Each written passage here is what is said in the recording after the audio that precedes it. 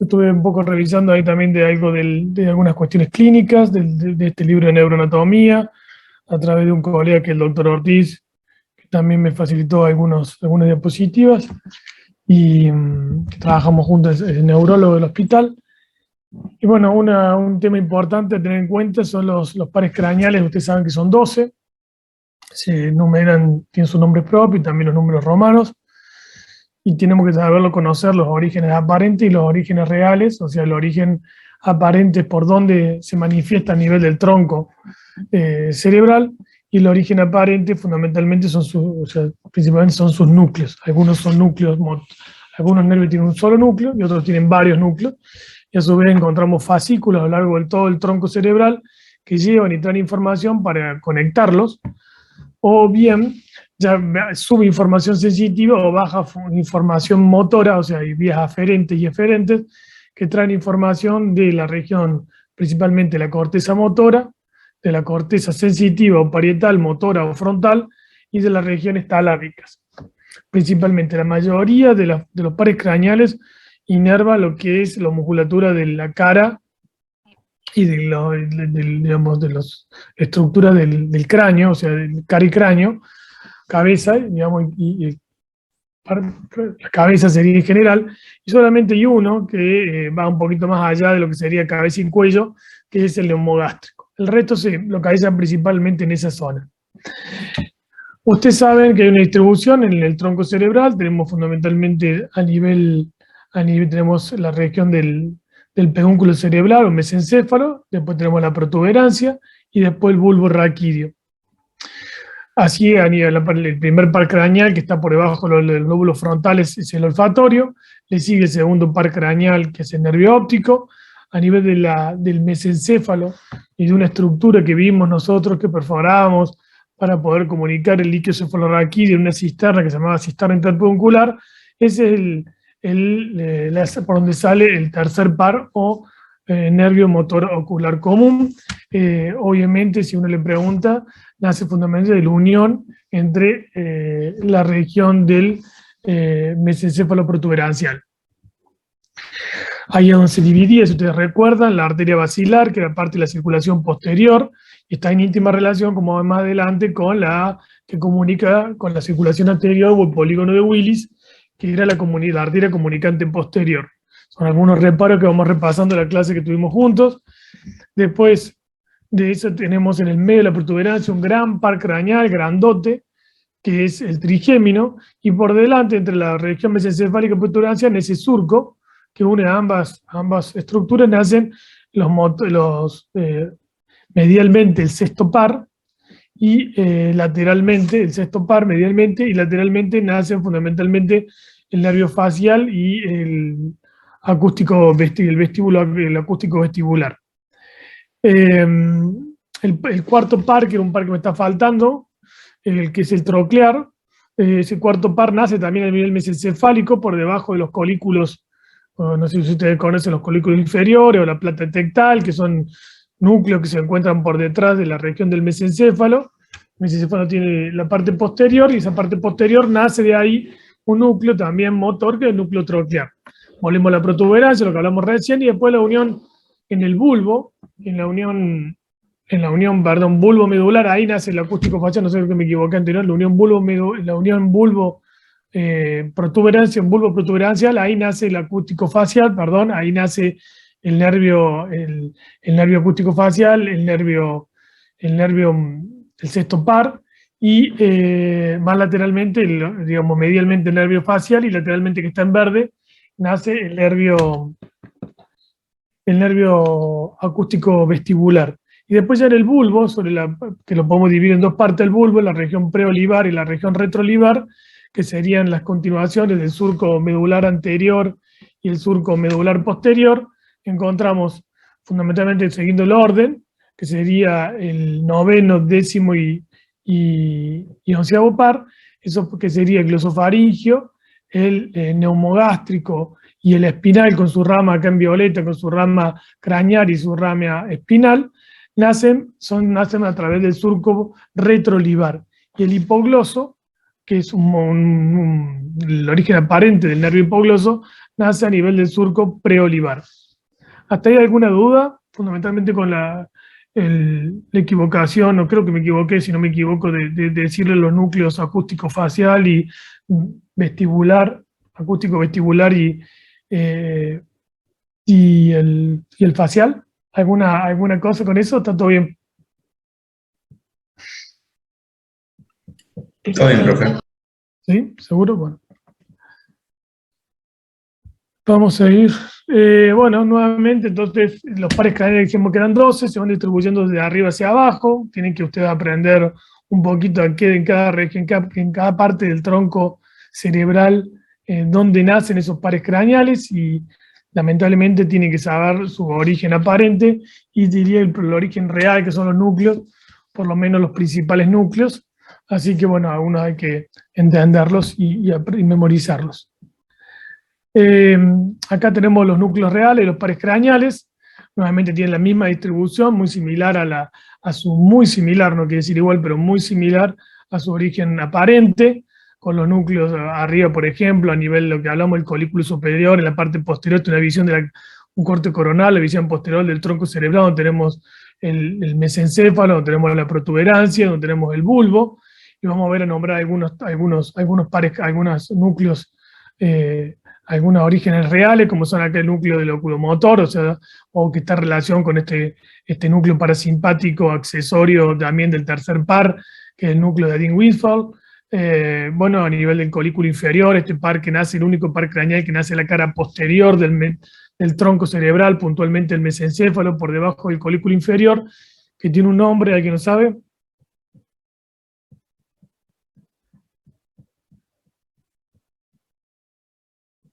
Bueno, es el único par craneal que nace en la cara posterior, por debajo del colículo inferior, que es cruzado y se llama troclear o cuarto par.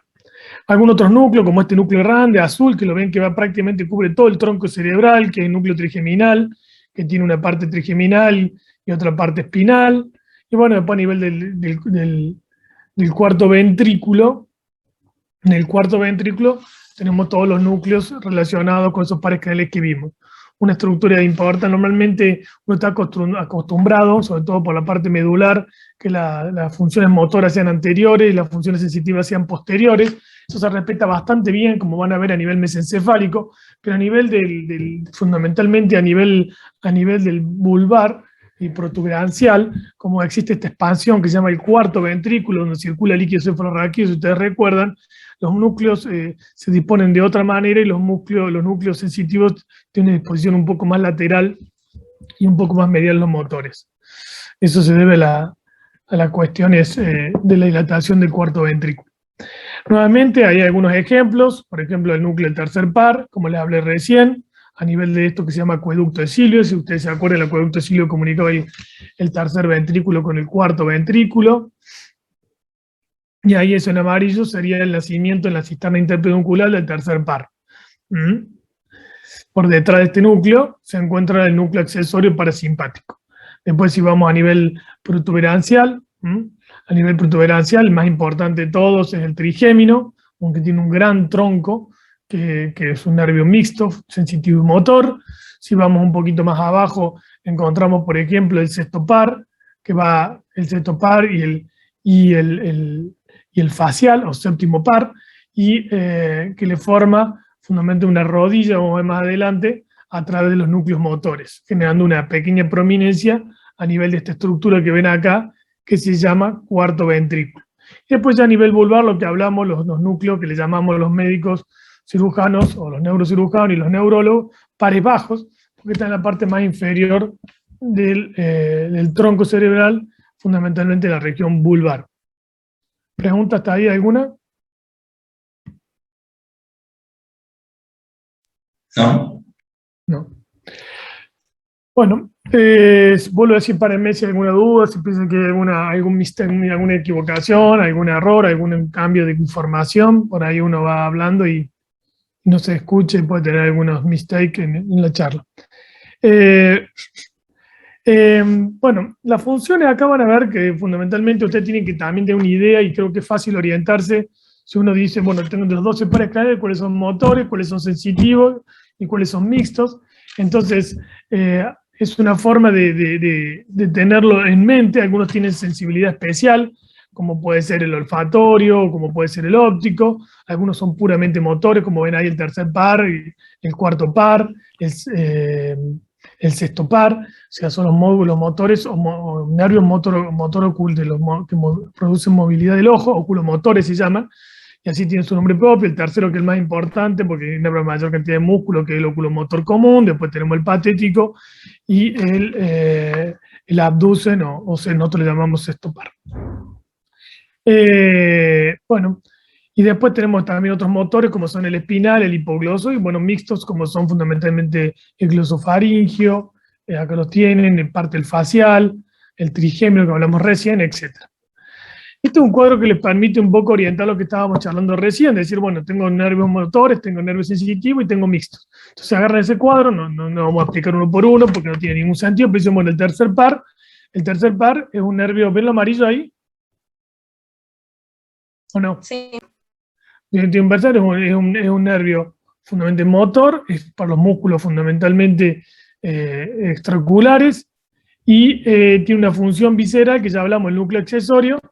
Entonces tiene estas dos funciones. Pueden agarrar otro, por ejemplo el hipogloso, y decir, bueno, el hipogloso tiene una función puramente motora, o pueden agarrar uno más complejo, como puede ser el neumogástrico, donde el neumogástrico tenemos funciones motoras, fundamentalmente a nivel laringio, pero también tiene funciones especiales, y también tiene funciones sensitivas especiales, como puede ser fundamentalmente el gusto, o cuestiones de las vísceras, sensaciones generales. O sea, todo esto le va a permitir a usted tener una idea de lo motor y lo sensitivo, si algunos tienen sensitivos especiales o no. No hace falta, creo que nadie se los va a tomar, por lo menos yo no recuerdo haberlo estudiado con ese nivel cuando rendí los exámenes de anatomía, pero igualmente está bueno entender esto de la función motora, por así decirlo, fundamentalmente de movimiento, de lo que llamamos, para ver más adelante, el músculo estriado, y después también el movimiento del músculo liso,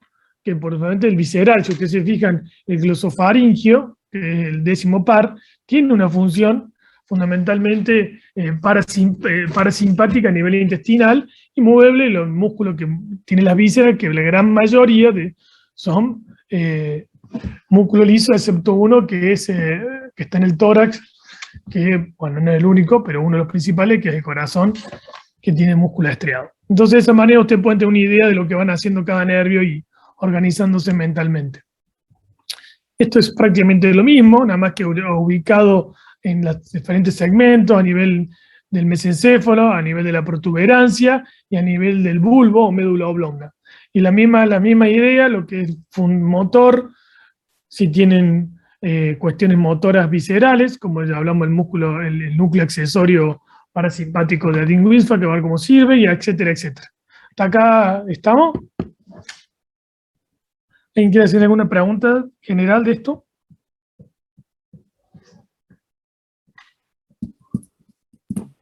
No, profe. Vamos con el primero, que es el nervio olfatorio. El nervio olfatorio, ustedes saben, está en la cara inferior de los lóbulos frontales. Es importante tener en cuenta que se aloja en la base del cráneo, como hemos charlado la otra vez, en relación al traumatismo, la aceleración, el líquido cefalorraquídeo, las fuerzas cinéticas, etcétera, etcétera. A veces mínimos traumatismos hacen, como está apoyado en un hueso que se llama, ¿alguien sabe? ¿En qué hueso se apoya el nervio olfatorio? El etmoides, la lámina cribosa. Perfecto. Y sale a través de una lámina que se llama lámina cribosa, y salen todos sus pelitos, y en la parte posterior encontramos, la parte superior encontramos los bulbos del nervio olfatorio. Entonces eso hace, como ven acá, esta es una chica que está viniendo esta semana a verme, que tuvo un traumatismo craneal menor, y si ustedes se fijan a este nivel, ven todo blanco, no sé si lo logran ver ahí, en esa zona, tiene una ruptura en la lámina cribosa, y están perdiendo líquido cefalorraquídeo por la nariz, además de haber perdido parcialmente el olfato. Nuevamente, por lo mismo, la lámina cribiforme, cómo tiene relación con la región del efenoide, ya lo vamos a ver, es importante tener en cuenta esto, porque el nervio olfatorio, una vez que nazca, los pelitos de acá van a ir hacia atrás, van a entrar a la sustancia perforada, ya vamos a ver, van a estar por debajo de la sustancia perforada. ¿Se acuerdan de qué es la sustancia perforada? Sustancia perforada anterior, donde todas las arterias menores o lentículas estriadas ingresaban a la base del cráneo para nutrir fundamentalmente sus estructuras profundas, entre ellas los núcleos de la base y la cápsula interna.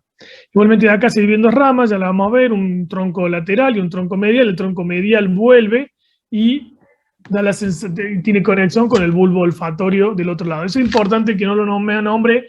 La gran mayoría de los pares craneales tienen conexiones bilaterales hemisféricas, o sea, tienen inervación bilateral, o sea, tienen fibras fundamentalmente que reciben de ambos hemisferios, excepto la parte inferior del facial y un músculo de la lengua relacionado con el hipogloso. Entonces, esto es importante, interconexiones constantes para poder trabajar, sobre todo en los músculos motores. Esas conexiones se hacen en mayor o menor medida a nivel del tronco, a través de fascículos, ya vamos a ver, fascículos de meniscos, núcleos trigeminales, accesorios, por ahí puentes o pequeños núcleos como son los tectales, que permiten, todo nombre que les digo que le permiten, lo único que hacen, no lo único, lo que hacen es interactuar para permitir una buena función, en estos casos si estamos hablando de los núcleos de Dean-Westphal y el tectal, de la función de acomodación y el reflejo visual. Pero volviendo a este par craneal que era el olfatorio, veamos, tiene relación fundamentalmente con todas las fosas nasales. Tiene pequeños pelitos, como les decía yo, que van bajando, que son sus receptores y reciben el olfato. Esta es la apófisis cristagali, esta es la región frontal. Cuando tenemos un traumatismo leve, se cortan estos pelitos. A diferencia de los animales, el olfato nuestro no es tan bueno y está relacionado más que con la capacidad de los receptores por donde circule el aire. Entonces lo que hablamos recién, un poco lo que hablamos recién, la membrana olfatoria que se localiza sobre la lámina cribosa, con sus pelos olfatorios, de ahí sale los nervios, digamos, las fibras del nervio olfatorio, se alojan en el bulbo, y de acá discurren posteriormente para llegar a lo que hablamos recién, a dos troncos, uno que se comunica con el contralateral, y otro que sigue posteriormente. Estos se llaman tractos olfatorios, y terminan, y estas que se dividen en dos, se llaman estrías olfatorias mediales y laterales. Esas estrías, como la de todos los pelos, y forman los axones que van a discurrir formando lo que hablamos, los tractos olfatorios, y terminan, ¿dónde terminan? En la región medial ¿de qué lóbulo?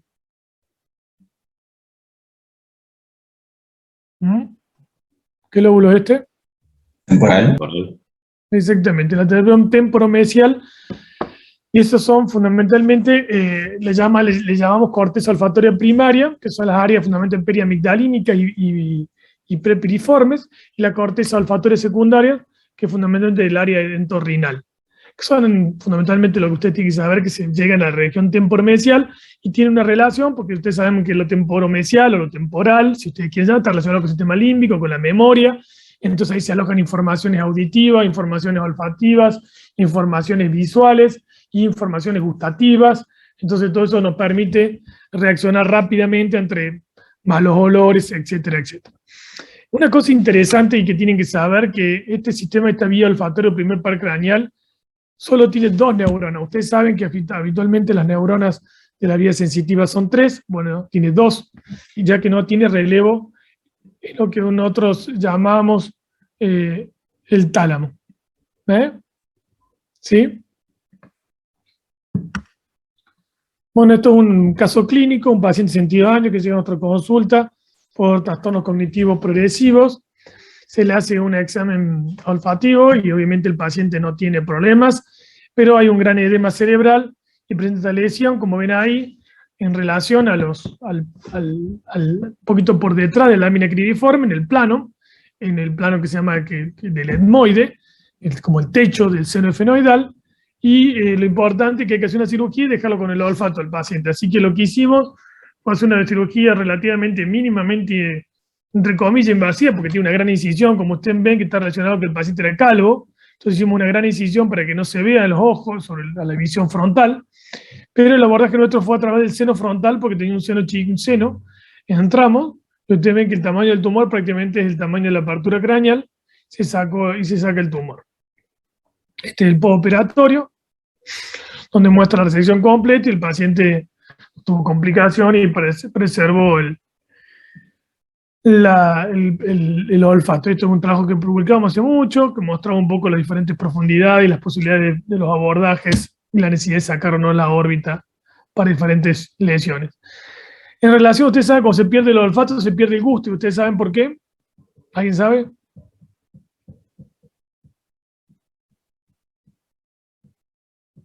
No, profe. Por estas experiencias y estas conexiones que tienen fundamentalmente a nivel cerebral, ya que las experiencias se almacenan en forma conjunta, entonces muchas veces los pacientes van a referirle cuando tienen pérdida del olfato, que también hay una pérdida parcial o de algunos la tienen más o menos evidente y una pérdida del gusto. Entonces estos pacientes además pueden tener estos trastornos del gusto. Vamos con el nervio óptico, ¿sí? Bueno, el nervio óptico, ustedes saben que tiene una función importante, una función sensorial especial, que es la visión. Se origina a nivel de la retina, sale acá, como ven, lo estamos viendo de frente. Esto sería a nivel del glóbulo ocular, salen a través del cono que le forman los músculos que ya vamos a ver, o sea, los músculos que permiten el movimiento del ojo, atraviesan la dura madre junto con aracnoide y forman estos nervios ópticos de un lado y del otro, justo por encima de la glándula pituitaria, y después se une en línea media formando el quiasma. Y de ahí se va lateralmente formando los tractos ópticos y luego las radiaciones ópticas que llegan a la corteza occipital. ¿Sí? ¿Estamos? Como ven, tienen mucha relación con las carótidas de un lado, la carótida del otro. Tienen, vuelvo a decir, relación con esta glándula, y es importante porque muchos tumores acá crecen y van generando compresión del nervio óptico, fundamentalmente del quiasma óptico. Y también tiene importancia, como vimos la otra vez, está alrededor de dos senos, que son los senos cavernosos, que también están por debajo de los nervios ópticos, pero también hay que tenerlos en cuenta para algunas patologías que afectan toda esta región, que se llama de la punta de la órbita o ápex orbitario.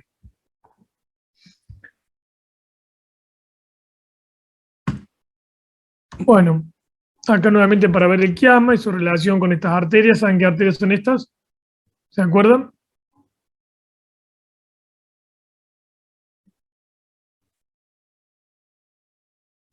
Esta es la arteria carótida interna, el tronco común, el territorio común, que se divide en dos ramas.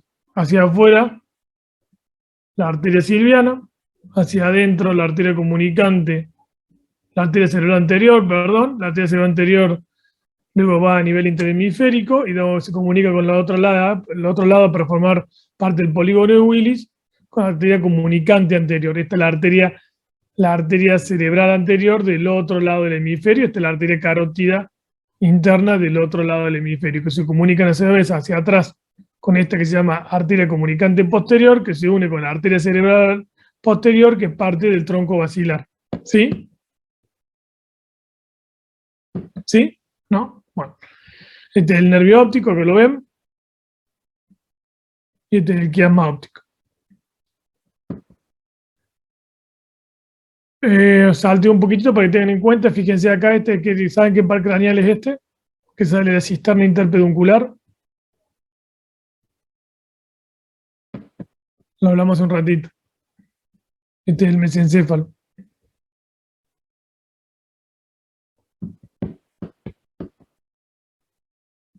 Bueno, tercer par. Ahí ven que está relacionado, tiene un infundíbulo. El infundíbulo es una estructura que comunica fundamentalmente, ya lo van a ver, el hipotálamo y la región diencefálica con la glándula, y a través de eso recibe hay un plexo arteriovenoso que transmite los precursores que van a largar las hormonas, se alojan en la hipófisis, pero hay sustancias que se van liberando a través del plexo que rodea el infundíbulo, que dice qué hormonas hay que liberar en qué momento, y el hipotálamo, como un regulador de la temperatura, el sueño, etc., va definiendo qué hormonas va regulando y qué hormonas debe liberar la hipófisis. Y a su vez, a través del tallo bajan a través de axones dos hormonas fundamentalmente, que es la oxitocina y y la hormona antidiurética, que tienen un transporte, llamémoslo, axonal. Bueno, vamos con la vía óptica. Entonces dijimos glóbulo ocular, nervios ópticos, quiasma, tractos, radiaciones. Tractos, perdón, hasta el cuerpo geniculado lateral y radiaciones, que terminan a nivel de la región occipital, más precisamente a nivel de los labios y la cisura del surco o cisura calcarina. Calcarina, no calcarino. ¿Alguna duda hasta ahí? Necesito saber que entienden, porque ahora va a empezar a poner un poquito espeso. ¿Me entienden ahí o no? Sí, profe. Sí, profe. ¿Va bien? Bueno. Esto no sé si ustedes lo leyeron, pero uno tiene que entender lo que es la retina, que es lo que están los receptores que captan la luz y después la van a transmitir a la corteza cerebral. Uno tiene retinas y otro tiene campo visual. Cuando uno habla de campo visual, habla de campo visual nasal y campo visual temporal, ¿sí? Si uno tiene un objeto en el campo, el campo temporal derecho, el campo visual derecho, si uno tiene un objeto, el ojo va a mirar ese objeto con dos hemirretinas, si ustedes quieren llamarlo así, con dos mitades de retina. Una va a ser la retina, si es un objeto que estamos mirando, el lado derecho de ese objeto, el lado derecho necesitamos tener profundidad, nuestra visión tridimensional. Entonces, si uno ve un objeto, la mitad de nuestras retinas derechas van a ver la retina, la retina que se llama, el campo visual, la retina nasal, que la retina nasal, como ven, mira el campo temporal, o sea, por el campo temporal es captado por los receptores de la retina nasal. Y el campo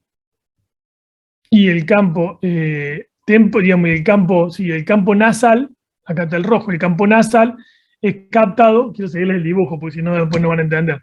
El campo nasal es captado por esta parte de la retina, que es o sea, el campo nasal es captado por la retina que ustedes ven más lateral, que se llama retina temporal. O sea, lo importante es que ustedes tienen que entender que los campos visuales, el campo visual temporal es captado por la retina nasal y el campo visual nasal es captado por la retina temporal. ¿Me siguen hasta ahí o no? Del otro ojo, ¿sí? Sí, ¿O lo confundí? ¿Sí o no? ¿Por qué es importante esto que yo les digo? El campo visual derecho es captado por dos hemirretinas, la retina nasal de un lado y la retina temporal del lado contralateral izquierdo. ¿Por qué? Porque la información que llega a esta región temporal no es cruzada y va al hemisferio izquierdo. En cambio, la retina nasal sí es cruzada, esto que está en rojo que yo voy pintando en amarillo, sí es cruzada a nivel del quiasma óptico. Esa es la función del quiasma óptico, es cruzar la información. Entonces nosotros decimos que la información del campo visual derecho es captado por nuestra retina, es captado por nuestra corteza izquierda. ¿Sí? El campo visual derecho es captado por nuestra corteza visual izquierda. Es cruzada a través de fibras directas y fibras cruzadas, que lleva información. Las fibras directas están dadas por las retinas temporales y las fibras cruzadas están dadas por la retina nasal. ¿Sí? Entonces eso es bastante importante, a veces es difícil, pero lo que tienen que entender es que nosotros tenemos el campo visual, que la información que nos llega de ese lado, esa luz que nos llega, nos entra en nuestra retina, nos entra cruzada en nuestra retina nasal de un lado y nuestra retina temporal del otro, en nuestro lado derecho, y se cruza para dar información a nuestro hemisferio izquierdo, y viceversa.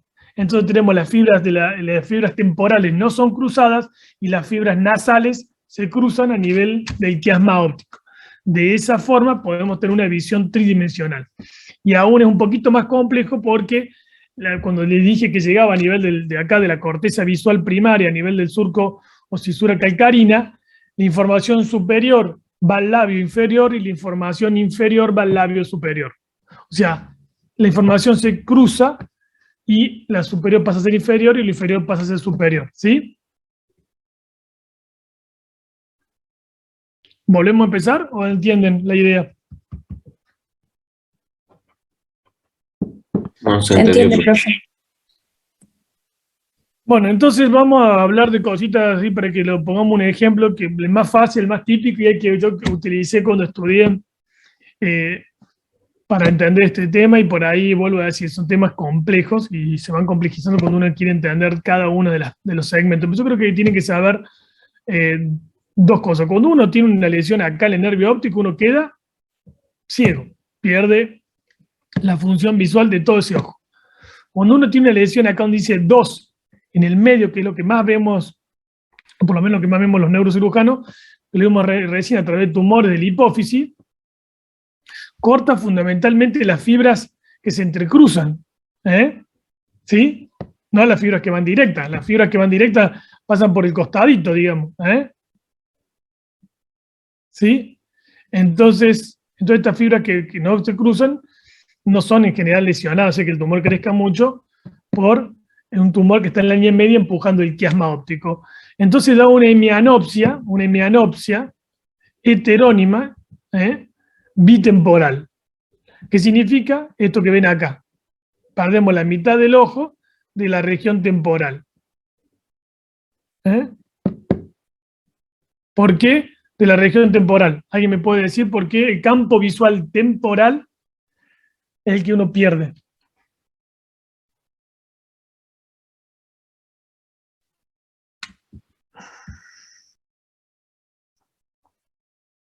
Porque la retina nasal mira al campo temporal. ¿Estamos? La retina nasal mira al campo temporal. ¿Sí? ¿Sí? Sí, profe. No quiero que confundan no quiero que confundan, eso es importante que lo entiendan. Si no lo entienden, volvemos a empezar. Entonces la pregunta que nos hacían nosotros en anatomía normal era dónde tendría que tener una lesión del nervio óptico para tener no creo que se lo preguntan a ustedes, una pérdida de la visión heterónima. Bueno, fundamentalmente a nivel del quiasma óptico, lo más frecuente son tumores de la región. Y después tenemos lesiones que pueden afectar fundamentalmente esta área, que es el área 5, que es la corteza cerebral, y si afecta esta área va a dar pérdidas visuales homónimas. ¿Por qué heterónima y homónima? Porque quiere decir que respetan o no, tienen relación o no con los campos de la retina. O sea, si son heterónimas, quiere decir que se afectan dos áreas que son completamente, que no tendrían una relación con el mismo, que irían en la misma área de la corteza, porque teóricamente se cruzan.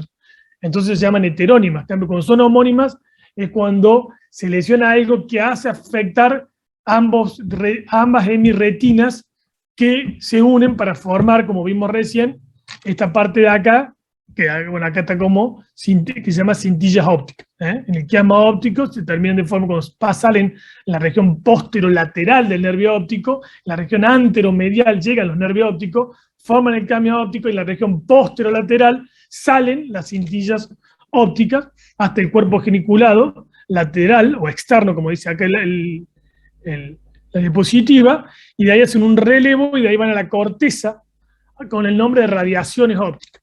Entonces, cuando son homónimas, afectan fundamentalmente lo típico, es la corteza, lo típico no es lo único, lo típico. Entonces, eso se da habitualmente por accidentes cerebrovasculares o hematomas. Cuando son heterónimas, lo típico es a nivel de la hipófisis. ¿Sí? Seguimos. Ahí tiene un poco lo que permite el campo visual, lo que hablábamos recién. El campo visual permite ver un 60 grados hacia arriba, 75 hacia abajo, 100 grados laterales y 60 nasal. Esto es lo que hablábamos un poquito de cómo ingresa la visión, la luz en nuestras retinas. Entonces hacemos la famosa evaluación del campo visual por confrontación. Acá tienen las retinas temporales, la retina temporal inferior, la retina temporal superior, las retinas nasales. ¿Esto saben cómo se llama?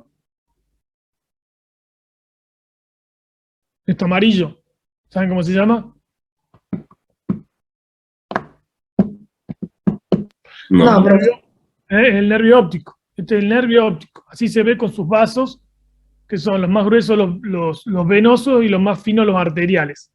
Y esto que ven medio negrito ahí, que es donde está el centro. La mácula.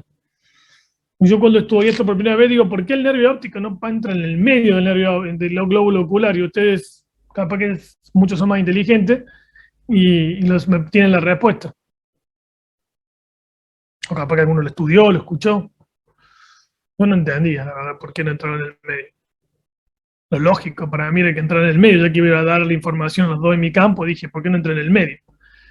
Pero bueno, gracias a Dios no soy yo el que creó estas cosas y la realidad es que ahí en el medio está la zona de mayor concentración visual, donde la retina es más fina, donde tenemos mayor capacidad, se llama mácula, donde mayor campo, mayor información visual sensitiva especial capte el ojo. Entonces, obviamente, para que no tengamos un punto ciego en el medio del campo, lo puso unos 3-4 milímetros laterales. ¿Ah? Vuelvo a decir, si yo tuviese un daño acá, de la retina, el campo visual lo mostraría abajo o arriba.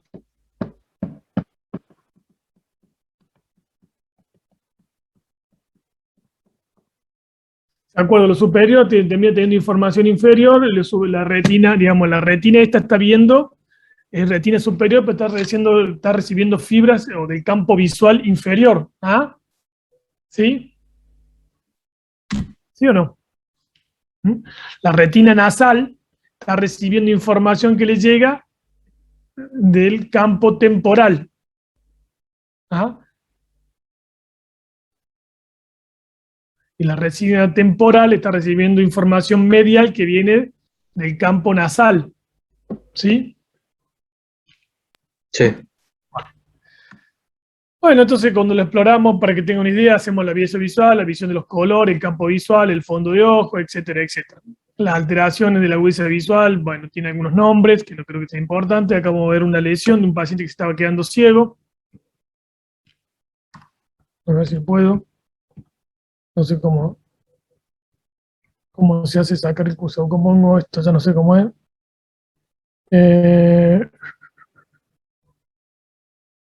¿Cómo es? No sé cómo es esto. A ver si me sale.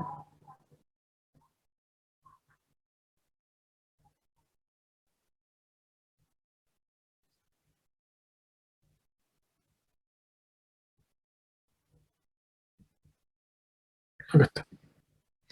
Este es un paciente, a ver si sale la filmación, no sé si va a salir. Clavado.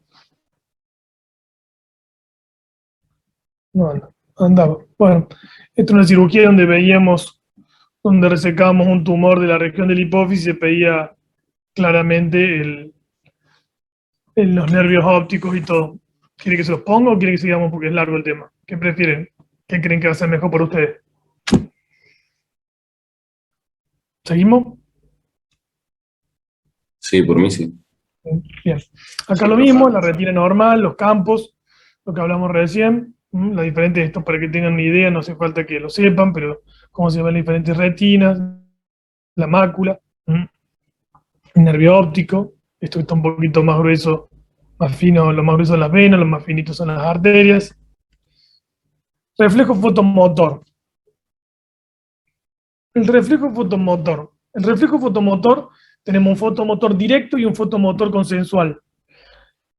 Lo que es importante que ustedes entiendan, por eso todo, lo más importante es entender el concepto, pero lo más importante es que uno tiene la luz, que ingresa la luz. Perdón, pone vuelta el puntero. ¿Le sirve el puntero o no? Sí. No, acá. Cuando ingresa la luz es captada, obviamente por las retinas, hablábamos en el momento de vuelta retina nasal, ¿no? Es captada, llega, y cuando va a su viaje, tanto por las que son cruzadas y las que no son cruzadas, la información cruzada y no cruzada, da a nivel de una vez que llega al cuerpo geniculado lateral, da una información a estos núcleos pretectales. Estos núcleos pretectales se encuentran, como ustedes saben, en la parte alta del mesencéfalo, y esos núcleos pretectales mandan información a ambos nervios, perdón, a ambos nervios, a ambos núcleos del nervio accesorio parasimpático que se llama el nombre propio de Dean-Westphal. Creo que era uno que nos preguntaban en mi época, no sé ahora, pero si no, lo que tiene que saber que es un núcleo accesorio. ¿Hasta ahí sí? ¿Vamos? Entonces la información de la luz llega, es transmitida junto con la información de los objetos, la profundidad, etcétera, etcétera, todo lo que hablamos, pero también manda información a estos núcleos, y estos núcleos, a ambos núcleos, cada lado manda información a ambos núcleos. Cuando llega el registro fotomotor que sale a través del tercer par, una parte del tercer par que forma información que va a formar los nervios ciliares cortos, eso llega al cristalino y hace que se contraiga o se dilate. ¿Qué pasa cuando nos da la luz? ¿Se achica o se agranda la pupila? Se achica. Exactamente, y ese es el reflejo fotomotor. Y cuando se contrae del otro lado, que es el directo, se llama reflejo fotomotor consensual. Quiere decir, estimulamos la retina, la pupila del ojo derecho y se nos contrae el ojo izquierdo. Eso permite ver si hay afecciones de la vía o si hay conexiones de esas vías a nivel del tronco cerebral alto. Lo utilizamos muchas veces en neurocirugía para la muerte cerebral o por cuando hay aneurisma o algunas lesiones del tercer par. Y de esa forma vamos viendo si hay una lesión fundamentalmente de qué parte de la vía para analizar el paciente si tiene o no tiene estos reflejos que se llaman consensuales, el reflejo fotomotor consensual y directo. Entonces lo que tienen que saber cuando llega la luz, saben los tractos, saben el nervio óptico, quiasma, tractos, radiaciones, y cuando llegan los tractos, ¿dónde comunican los tractos con el cuerpo geniculado lateral? Antes de irse toda la fibra de las radiaciones para atrás a la corteza, manda una ramita, una información del tracto para los núcleos mesencefálicos que permiten que el tercer par ejerza que una ramita, una parte, un núcleo, ejerza la contracción de la pupila. La contracción de la pupila, ya lo vamos a ver, es una función parasimpática. Porque, bueno, no sé si se le vieron el sistema parasimpático y simpático o no. ¿Sí? No. El reflejo de acomodación. Bueno, el reflejo de acomodación no estoy intentando explicarlo a ustedes y creo que lo dejé todo rayado, parece. Bueno, el reflejo de la acomodación es más o menos lo mismo. El reflejo de la acomodación lo que hace fundamentalmente la misma idea con la acomodación, que quiere decir, cuando yo traigo un objeto cerca, algunos todos hemos jugado a ponernos visco. Creo que alguna vez mi hijo por lo menos lo hace, y yo también de niño lo hacía. Intentaba poner los dos ojos hacia el medio, no sé si alguna vez ustedes lo hicieron. Es una función cortical, o sea, es la misma, los tercer par, que es el que inerva el recto medial o el recto interno de los músculos, que permite que el ojo vaya hacia adelante, tercer par, que tenía un núcleo accesorio, que era el núcleo parasimpático a nivel mesencefálico, además de achicar la pupila, querer llevar los ojos hacia adentro, es una función, entre comillas, no puede ser voluntaria, se está ejercida por la corteza. O sea, las funciones de acomodación no es un reflejo puro y exclusivamente, por así decirlo, a nivel del tronco, sino también tiene un componente cortical. O sea, hay información cortical motora. O sea, si es motora, nace la región frontal de la región por delante de Rolando, o sea, prerolándica, y esa información, el área de Brodmann, y si ustedes estudiaron el área 4 y todas esas cuestiones, manda información y dice, músculo recto interno de los dos ojos, contráiganse, porque sabemos que los núcleos, la mayoría tienen inervación bilateral. Entonces, cuando nos permite una contracción simultánea de ambos rectos internos, llevamos y acomodamos. ¿Para qué acomodamos? Para tener la visión más cerca, y eso hace movimiento del cristalino, que el cristalino es una lente que se aumenta o se achica de tamaño, o sea, se pone más o menos ancha, y eso hace que la refractariedad del lente, porque un lente, el cristalino, logre caer en perfecta armonía con las retinas. Eso no tienen que saberlo, pero sí tienen que entender que el reflejo de acomodación tiene función cortical. Y después el reflejo corneano, el último, perdón, lo había dejado rayado. El reflejo corneano es uno que tienen que tener, o se rayó del anterior, capaz que quedan más rayados, yo creo que quedan rayados del anterior, es así. El reflejo corneano esto no lo sabía, digamos, no lo sabía que quedan rayadas. El reflejo corneal, lo más importante es que es un reflejo trigémino facial. ¿Qué hace? Cuando uno nos toca la córnea o entra en una basurita, nosotros lo que hacemos es cerrar los ojos. Entonces, ese movimiento hace que la córnea, que es una función sensitiva, termina haciendo un movimiento motor. Lo sensitivo de la córnea está dado por un nervio que es el trigémino, y lo motor de los músculos orbiculares de los párpados y del ojo está dado por el nervio facial. Entonces ese reflejo, esa relación entre un nervio y el otro se hace a través del tronco cerebral, como hablamos de unos fascículos, de estas conexiones, en este caso a través del fascículo longitudinal medial y a través de lo que llamamos interneuronas. ¿Sí? ¿Estamos? Entonces, reflejo fotomotor y consensual, lo que tienen que saber, sistema parasimpático, directo e indirecto, a través del núcleo accesorio parasimpático y a través del tercer par, reflejo de acomodación, tercer par corteza, reflejo corneano, son dos nervios, a través del sistema del fascículo longitudinal medial, dos nervios, fundamentalmente los nervios tienen que ser los nervios más que todo, no creo que le pongan el fascículo longitudinal medial, que es el trigémino y el facial. Acá un solo detalle interesante, esto más para que sepan, pero sí para escuchar. Las fibras parasimpáticas, esto gris que ven acá, ¿lo ven? Los grisecitos chiquitos. Este es el nervio óptico. ¿Ah? Y los nervios ópticos tienen vasos que se nutren. Cuando hay una compresión externa, como un aneurisma, se lesionan las fibras parasimpáticas. Y las fibras parasimpáticas quedaban, contraían o dilataban la pupila.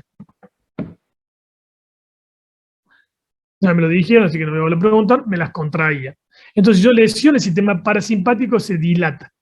Entonces a veces la lesión es una dilatación de una pupila, puede significar, es un signo, puede darnos una idea de lo que está pasando a nivel de ese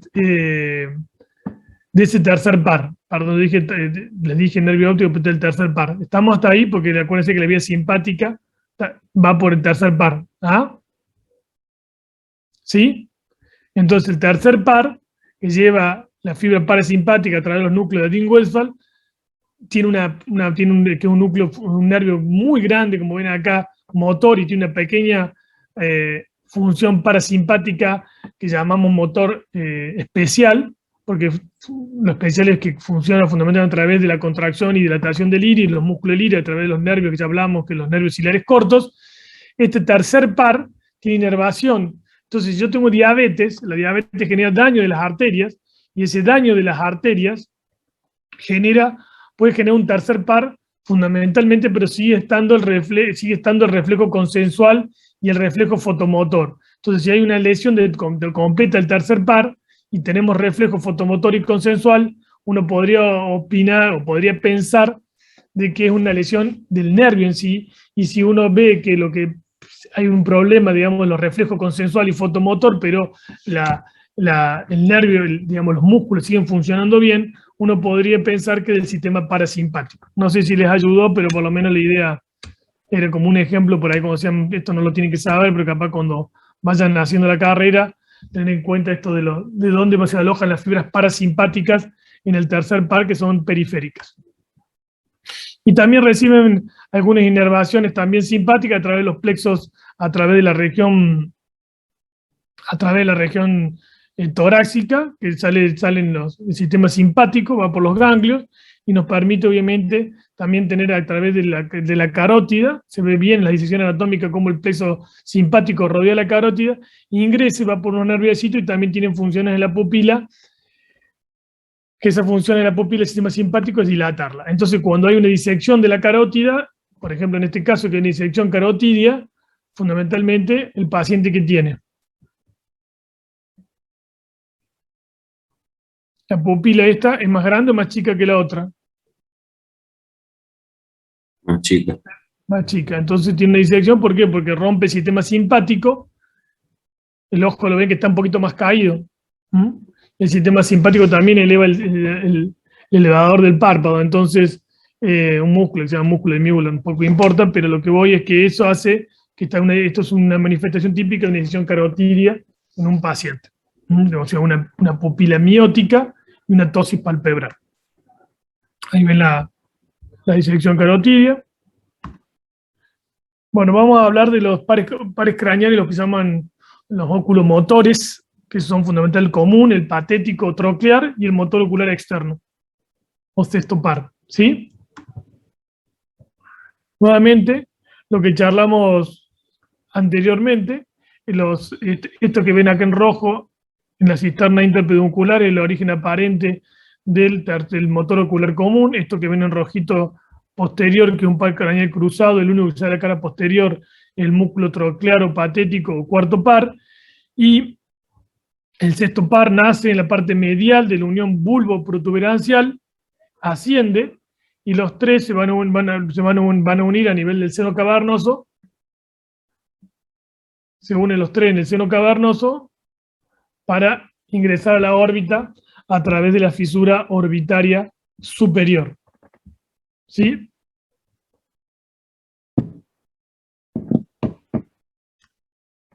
Sus núcleos, que los vimos recién. Y entonces los músculos, las funciones de los músculos del ojo. Yo creo que lo más importante que usted tiene que tener en cuenta es que el motor ocular común inerva todos los músculos excepto dos. ¿Cuáles son los músculos que, hay que saber cuáles son los músculos que inerva el nervio motor ocular común o tercer par?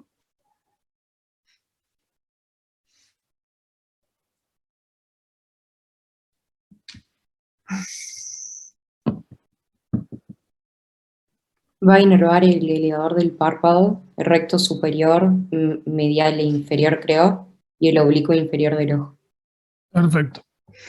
Y tenemos dos, que son los otros dos pares craneales que dijimos que teníamos el tercero, el tercer par craneal, el cuarto, no me sale, no tengo precisión con este puntero, el cuarto y el sexto. Entonces, el tercero inerva la gran mayoría de los músculos, que es el recto superior, como dijiste, el recto inferior, el oblicuo menor y el recto interno. El cuarto paro patético inerva ¿qué?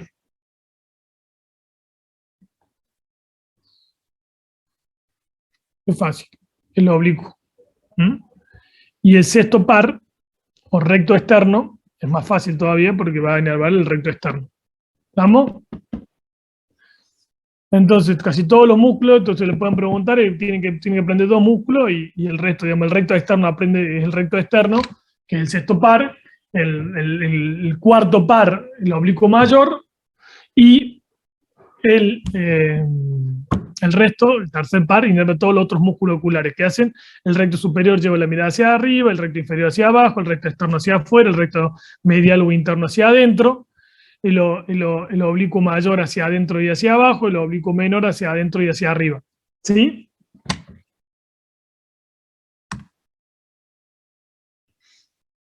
Esto es lo que hablamos recién de la inervación, los núcleos. El núcleo del tercer par, el núcleo del sexto par, el núcleo del cuarto par, que es posterior, y el núcleo del sexto par, que ingresan a través de la fisura orbitaria superior a la órbita y dan la inervación a todos los músculos que permiten la movilidad del ojo. Acá un poquito para tener en cuenta los núcleos. Acá el núcleo principal, el núcleo del tercer par tiene un núcleo principal y un accesorio, ya lo hablamos, el núcleo principal, que es donde nace las fibras motoras, atraviesan el núcleo rojo, eso redondo, y salen en la cisterna interpeduncular. Para entran en la cisterna, una cisterna, digamos, flotan, por así decirlo, en la base del cráneo, y después entran en el seno cavernoso, al lado de la hipófisis, para luego ingresar a la órbita a través de la fisura orbitaria superior. Y a su vez, tienen relación con estos núcleos pretectales que hablamos recién, que están relacionados con este núcleo que vemos acá, si no me equivoco, que sí, está bien, que es el núcleo de Dietz-Westphal. Entonces, el núcleo pretectal y están relacionados fundamentalmente con los reflejos fotomotor directo, consensual y de acomodación. ¿Sí? ¿Sí? Bueno. Y a su vez tienen relación y mandan información a través de los fascículos con el por ejemplo, con el recto externo o sexto par. Porque ya lo vamos a ver por qué tiene esta importancia la relación y la comunicación de estos pares craneales, porque si yo llevo el ojo hacia afuera, por ejemplo, miro hacia la derecha mi ojo, voy a estar usando el sexto par de mi lado derecho, pero de este lado yo estoy usando el tercer par. Entonces necesitamos correlacionar esos músculos para que puedan actuar coordinadamente, digamos, y a su vez también tienen conexiones no solamente con los otros pares craneales, sino también con el auditivo para correlacionarse con la audición y mantener una relación ordenada del equilibrio. Entonces esos fascículos permiten ordenar el movimiento coordinado o la que se llama mirada conjugada de los pares craneales. Bueno, acá ven un decímetro, esto es la dura madre, que forma esos diferentes tabiques, si ustedes se acuerdan. Esta es la fosa media, estos son los glóbulos, este es el músculo recto lateral, pero no importa. Lo que vemos acá, en este lado, es el nervio óptico de un lado, acá está luxado el nervio óptico del otro lado, esto sería el quiasma óptico. Está la carótida, ahí da una arterita que se llama arteria oftálmica, que se mete en la órbita para irrigar, que da la arteria retiniana, que irriga toda la retina, y sigue, y da una rama, que es la rama que va hacia el frontal, que se llama cerebro anterior, y de una rama lateral, o silviana, que se va a irrigar la corteza lateral del cerebro. Esto que ven acá es el tercer par, como viene el tronco, todo por esta cisterna o agua, ingresa en esto que está al lado de la hipófisis, que se llama seno cavernoso, y acá, esto que ven acá es la comunicante posterior. Entonces algunos aneurismas, como les dije recién, pueden comprimirlo o lesionarlo, o algunos hematomas con esto que ven que tiene filo, que es el borde libre de la dura madre, que le forma, se acuerda, ese anillo para que pase el tronco cerebral. Si hay un hematoma, lo puede comprimir y lesionar el nervio del tercer par y formar un enclavamiento. Fundamentalmente lo que comprime no es la dura madre que está fija, obviamente es el temporal que se desplaza, lo que vimos, y comprime el tercer par, lo que se llama un enclavamiento a partir del húnculo. Entonces, acá un poco lo mismo, teniendo en cuenta el nervio troclear que se cruza, sus relaciones, fundamentalmente acá el nervio troclear, que es un nervio puramente motor. Lo importante que usted tiene que saber, esto es una pregunta, si yo la preguntaría, que es el único nervio que se hace la cara posterior y cruzado. Reciben todas estas fibras motoras, reciben información córtico-vulvar o córtico-nuclear, digamos, información de la corteza motora que les va llegando, se comunican uno con otro con este fascículo, el fascículo longitudinal medial, ¿sí? Y de acá, toda la información que vimos, este núcleo, el núcleo principal, el núcleo troclear, pero bueno, de acá, como vimos un poco más adelante, encontramos la salida después del tercer par y acá el cuarto par, ¿sí? El núcleo más finito de todo es un núcleo muy sensible y quirúrgicamente es difícil respetarlo.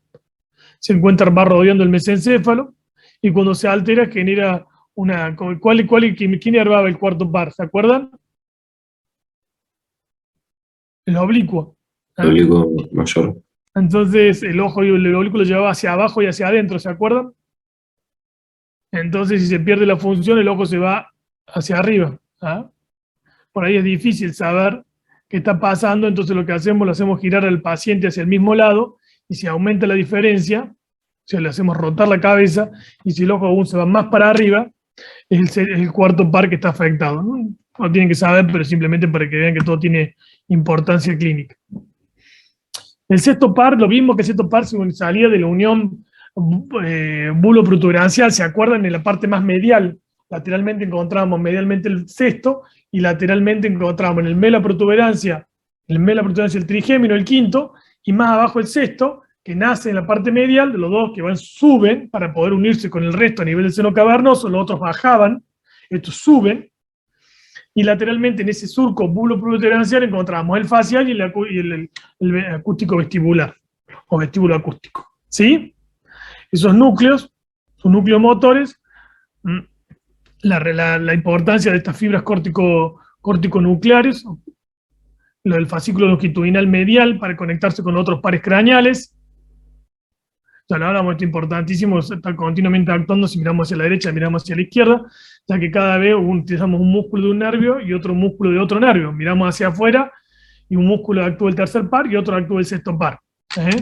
El oblicuo, por ahí cuando tenemos lesiones del oblicuo mayor, o sea, del patético, el paciente las compensa con la cabeza, como vieron el paciente, y muchos pacientes nos llegan así medio cruzados. Cuando tenemos esas lesiones, habitualmente cuando tomamos tumores de la región ahí del tronco cerebral, que se llaman meningiomas, esa zona, podemos tener lesiones de ese par craneal. También se lesionan en traumatismos craneoencefálicos porque es muy finito, y a veces también va íntima relación con eso que vimos anteriormente, con lo que vimos anteriormente acá en el labor. ¿Ven ese nerviosito que ven ahí? Eso de ahí, no sé si lo ven, eso. Se mete ahí y se pega al borde libre, es el cuarto par. ¿Ah? Va pegado a esto, entonces a veces cuando esto se mueve mucho, genera que se lesione acá en la unión. Este nervito chiquito es el cuarto par, que viene de la cara posterior rodeando el mesencéfalo, de la cara posterior del tronco cerebral. Y este es el tercero. Miren el tamaño que tiene el tercero, y miren el tamaño chiquitito, es 2 o 3 veces más chiquito el cuarto par, ¿sí? Y el sexto par viene subiendo de allá abajo, no lo vemos, pero imagínenselo, viene así, ¿me siguen en el puntero? Viene allá abajo, y hace así. Se mete acá en la dura madre, sube por dentro de la dura madre el seno cavernoso, y después va todo hacia adelante.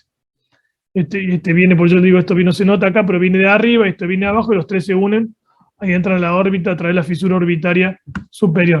¿Sí? Esta es la mirada conjugada, lo que hablamos recién. La mirada conjugada nos permite el movimiento a través de la estimulación del recto lateral de un lado, el recto medial del otro, y las funciones cómo interactúan para poder tener una visión coordinada. Si se afectan, pueden haber lesiones, que llamamos oftalmoplegia, de acuerdo al lugar, bueno, podemos tener diferentes tipos, vamos a ver a qué nivel está de acuerdo al examen físico.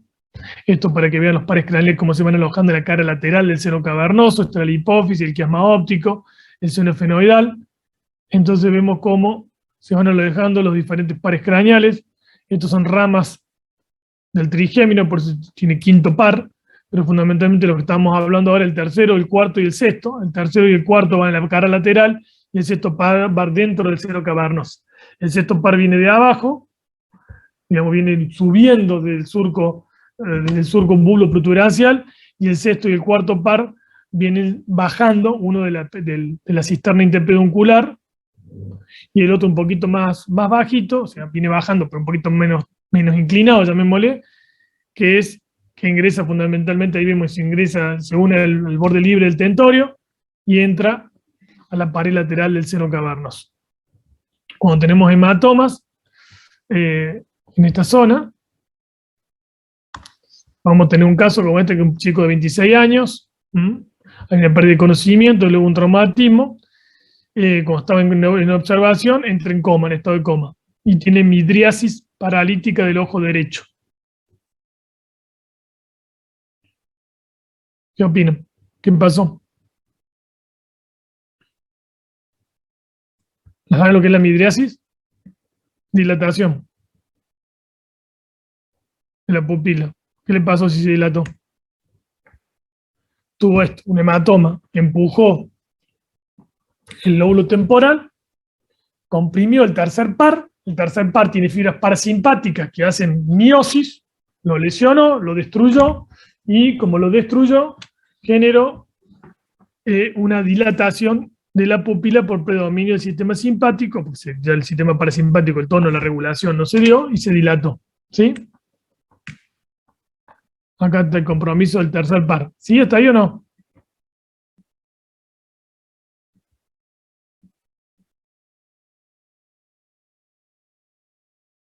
¿Sí, sí o no? ¿Sí o no sigo? Sí, profe. profe. Bueno, ahí tiene el hematoma. En un hematoma tenemos un hematoma extradural, que está un hematoma que está por fuera de la dura madre, y también tenía un hematoma subdural por dentro, no tan importante. Le abrimos la dura madre. Esto que ven acá es la dura madre, se la abrimos y le evacuamos, y después el cerebro quedó relajado. Usted fíjese, empieza a relajar, sacamos líquido cefalorraquídeo para disminuir la presión, y le dejamos lo que llamamos un cráneo abierto, digamos, no le volvemos a poner la plaqueta ósea para darle mayor posibilidad en las próximas horas, si se inflama, como cuando uno se doble el tobillo, la muñeca, la mano, si se inflama el cerebro, tenga para dónde expandirse a través de la piel, estira la piel y el paciente no se enclava, o sea, no se muere. Nervio trigémino. El nervio trigémino es este gran nervio enorme que nace de la cara lateral de la protuberancia, con una rama chiquita superior motora y una gran rama sensitiva inferior. Tiene un núcleo trigeminal larguísimo que continúa con el núcleo espinal a nivel de los primeros segmentos de la médula. Es un gran núcleo, gigantesco.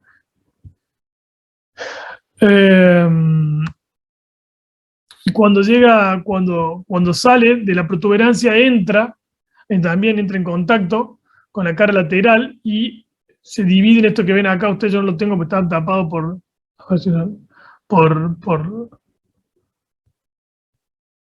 por la visión de todos ustedes, digamos, pero acá se divide así, esto viene del tronco cerebral, ahí nació el tronco cerebral y se divide y se expande lo que se llama el ganglio semilunar, porque tiene forma de semiluna, no veo más allá yo, perdón, y esto se divide en la cara lateral y forma una dilatación o una duplicación de la dura madre, que se llama cavum de Meckel. Ese cavum de Meckel hace que aloje un ganglio sensitivo, que se llama ganglio semilunar o trigeminal. Un ganglio como un plexo, así, con múltiples ramas finitas, alargadas, y las ramas que van a formar parte, o van a ingresar al seno cavernoso, son fundamentalmente la rama oftálmica o superior o B1, y la rama oftálmica, perdón, o B1, y la rama maxilar superior. La rama inferior, esta que baja a través de un orificio que me lo van a decir ustedes, no forma parte, no entra al seno cavernoso, sale del cráneo a través del foramen redondo o foramen oval. ¿Con cuál sale?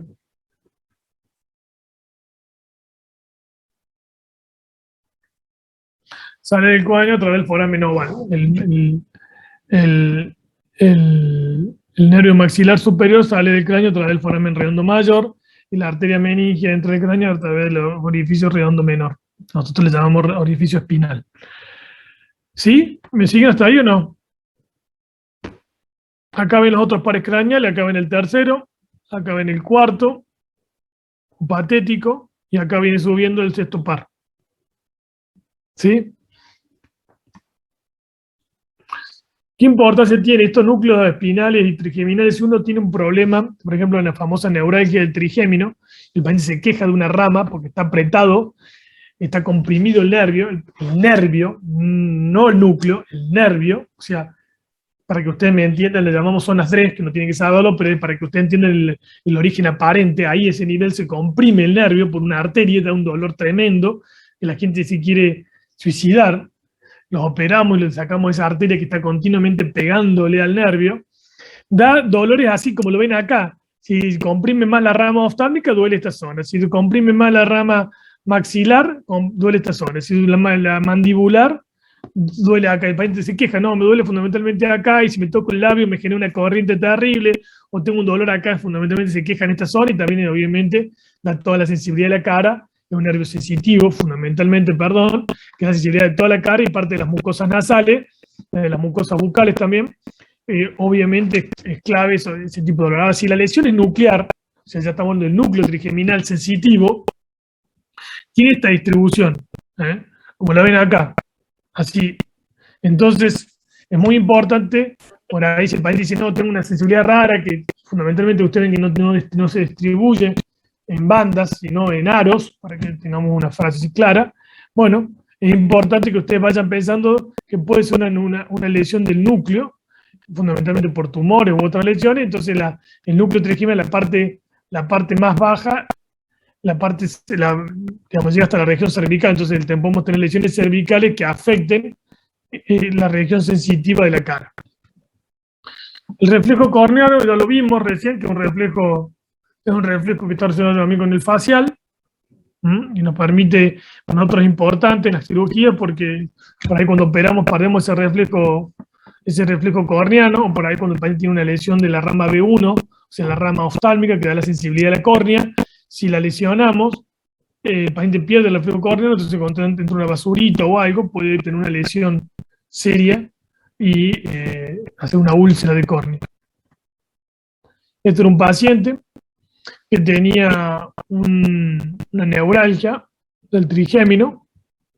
Ahí eso que ven ahí es el nervio trigeminal, esto es una arteria que se cruza, lo blanco es la arteria que se cruza, estas son las carótidas, esta es parte del tronco que va a terminar siendo la basilar, en la unión, esta es una arterita que sale ahí que se cruza a través de este nervio que lo ven ahí, que es el trigémino, ahí la ven a la arterita,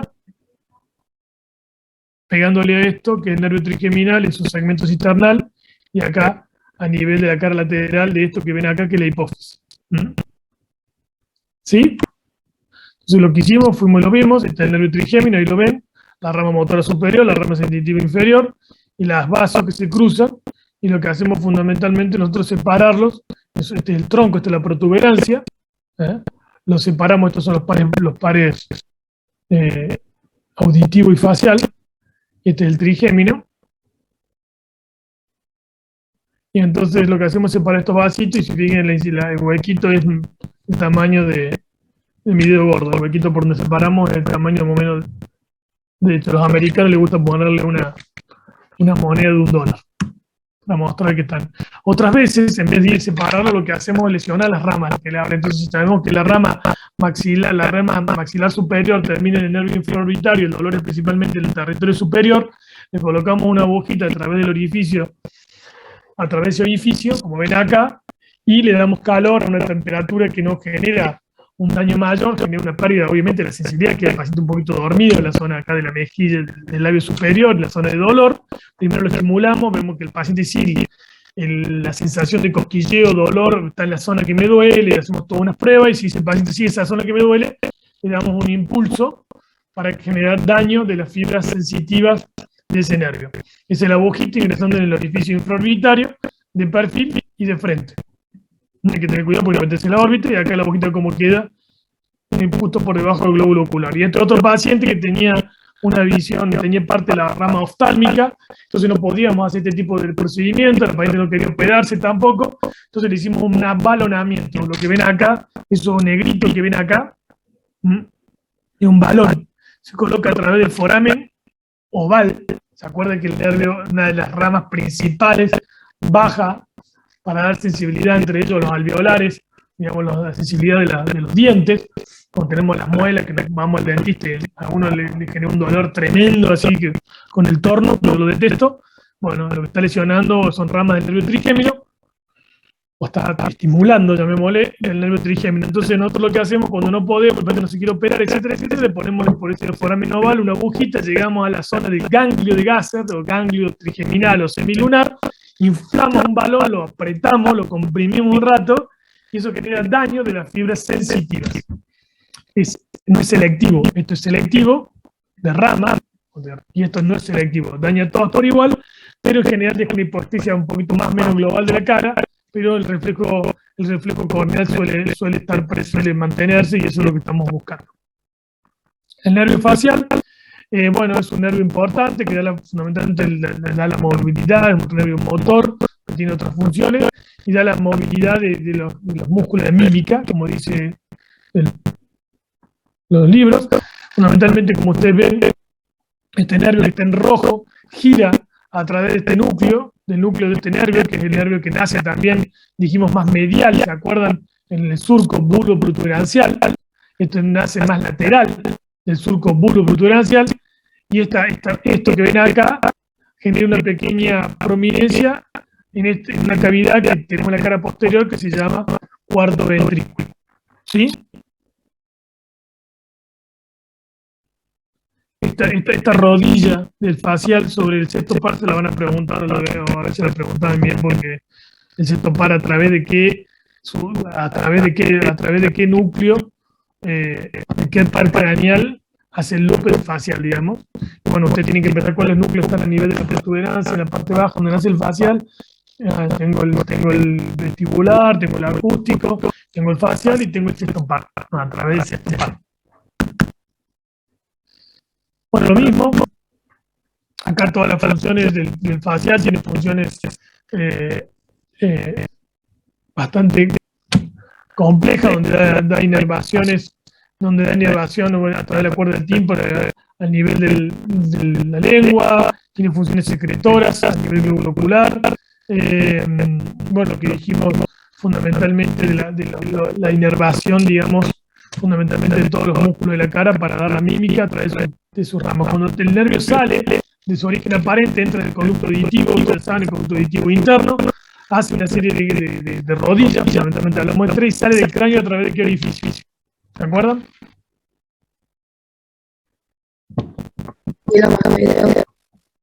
Exactamente. Estilo mastoideo. Y se divide en la rama superior, la rama inferior, y bueno, dan toda la inervación a los músculos de la cara. La cara, como dijimos, tiene que saber, la cara tiene el tercio inferior de la cara, no tiene inervación bicortical, con lo cual, digamos, cuando uno puede diferenciar entre una hemiplegia facio-brachiocrural por una CB o una lesión periférica del nervio facial. Cuando se lesiona el nervio facial, que a la mitad de la cara paralítica, y cuando se lesiona por una CB, ¿qué parte? Sobre todo la parte inferior. O sea, esta parte no se lesiona, la parte superior tiene inervación, que está en violeta acá, tiene inervación bilateral. Entonces el paciente tiene una agresia, bueno, tiene así que no puede cerrar bien el ojo, se le aplanan los pliegues de la cara, no puede cerrar correctamente el ojo, y el glóbulo se va hacia arriba y hacia afuera. Entonces ahora vamos a hablar, tiene una fibra motora que está relacionada con lo de la mímica, también de inervación a nivel del cuello, fundamentalmente el músculo cutáneo, el músculo, lo que viene del posterior del músculo digástrico. Los núcleos están fundamentalmente en la parte inferior, ya hablamos de la región protuberancial, a nivel del músculo protuberancial, y sus fibras, como hablamos, rodean el sexto par, deja el tronco a nivel de lo que llamamos los médicos el ángulo pontocerebeloso, es una cisterna, entra en conducto auditivo interno. Hasta ahí eso lo vimos. Segundo. ¿Quieren que vaya más rápido para adentro? ¿Qué quieren que haga?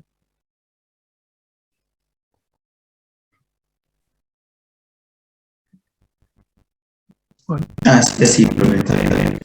¿Van entendiendo más o menos o no? O medio por el quilombo todo. Sí, profe, sí se entiende. Lo mismo, todas estas cosas después te las pueden leer ahí de los libros, seguramente hay muchos tutoriales donde ustedes pueden utilizarlos para ir aprendiendo a entender un poco mejor lo que yo no sido muy claro.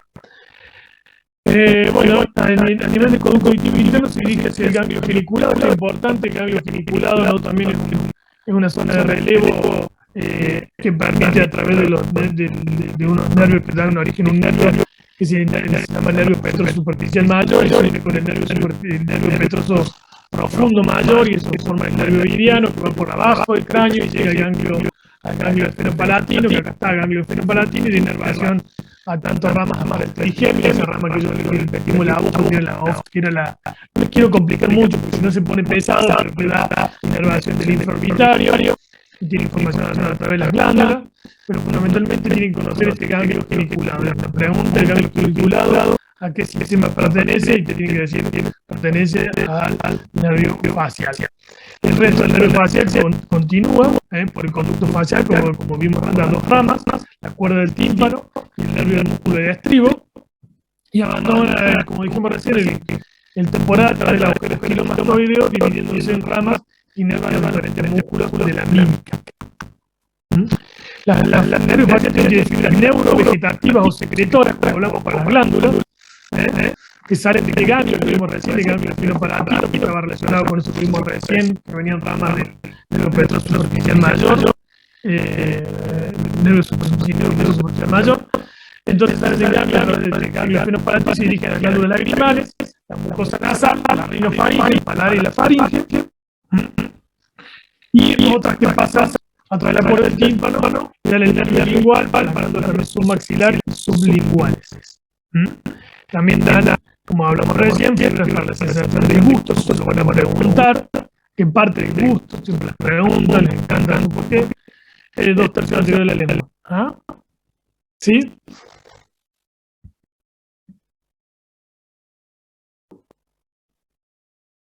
¿Se acuerdan que el facial dijimos que era el facial era un nervio mixto? ¿Se acuerdan?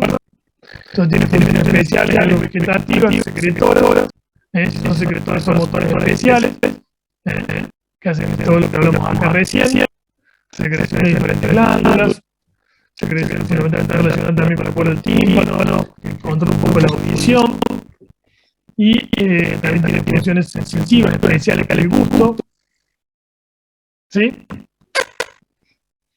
Y las fibras sensitivas son aportadas por el nervio. Esto también lo tienen que conocer, que el nervio intermedio de Wingberg es el nervio sensitivo del nervio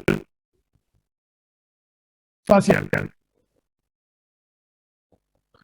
Cuyo núcleo que se halla la parte superior del fascículo solitario se dirige hacia adelante, caminando del neuroeve a través del nervio facial y el octavo para terminar todo eso que me interesa el cambio geniculado. Entonces el nervio intermedio es la parte sensitiva relacionada con el cambio geniculado, a su vez una rama, las ramas que son nervios superficiales, y esas ramas superficiales hay dos y otras, fundamentalmente lo que vimos anteriormente, las funciones neurovegetativas y las funciones sensoriales. La primera motoneurona se va a encontrar de este nervio facial, un nervio motor.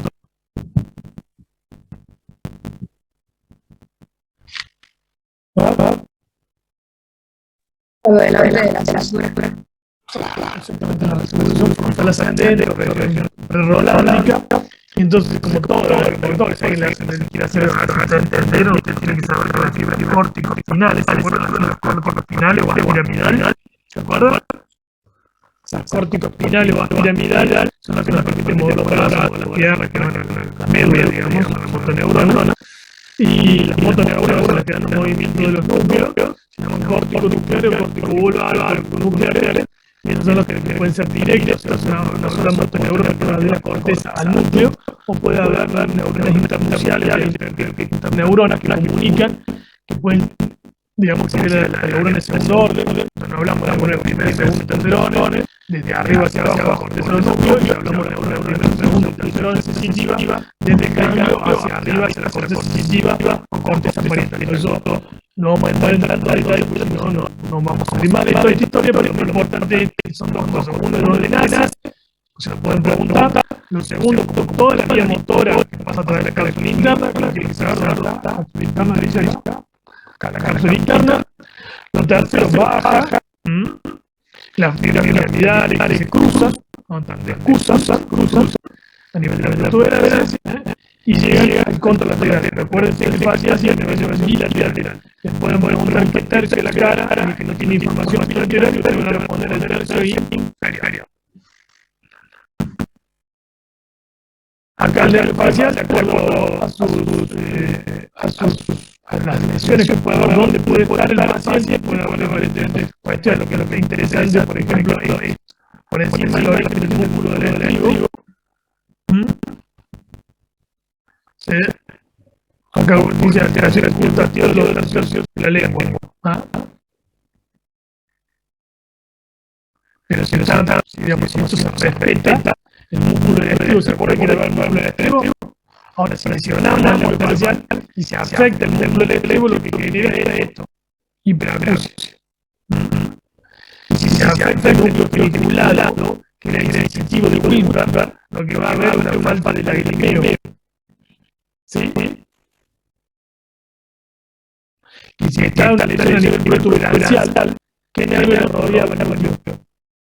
El sexto. Entonces, cuando tienen lesiones, muchas veces van asociadas. ¿Sí?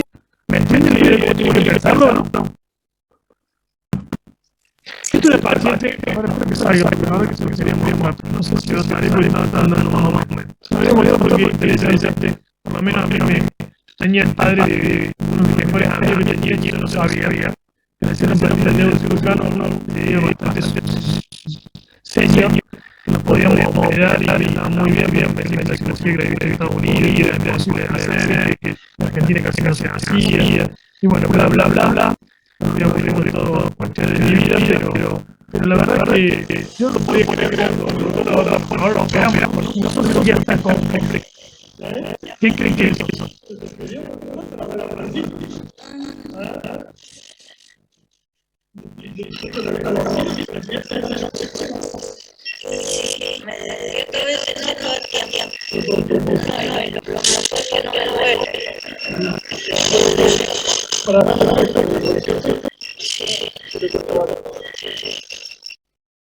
Bueno, se pueden aprender de eso. ¿Alguien quiere opinar algo?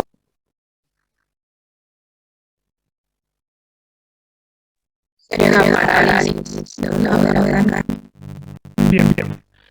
No importa entender todo, y eso está buenísimo de porque cuando hablamos de parálisis, la cara no se mueve, no tiene movimiento. Entonces, si hablamos de una parálisis, hablamos de una parálisis de cara, por ejemplo, si hablábamos cuando los pacientes se puede ninguno me deprime, me pasa. Entonces, no estoy tomando como impresión, pero cuando lesionamos un nervio facial, se levanta, tenemos que ponerle tapar el ojito, porque no cierre el ojo, está paralizado, la cara caída, se vea. Lo hablamos recién, falta la medio, tenemos el reflejo corneal, entonces le da la basura por un uso de córnea, etcétera. Luego a los brazos, hacia el rampar linda, que diría que sea la mayoría, no todos, y algo similar.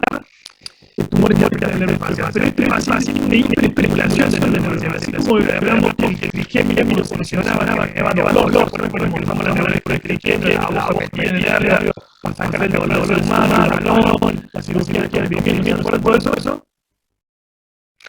todo eso para sacarle el dolor. Ahora es más fácil que tenemos un problema que se le mueve más la cara. Se le mueve la cara, se mueve todo el tiempo, se dispara. El nervio facial no tiene un orden. O sea, los músculos de la vida no tienen un orden. O sea, hacen lo que quieren, no la deja caer, no la deja vivir, que empiezan a salir hasta más de 2 años, que no permitía hacer absolutamente nada. Sobre todo la gente usaba impulsiva, entonces, bueno, no lo voy a ver, y entiendo que ven a ver que la zona de Granada, y el brazo que ven ahí,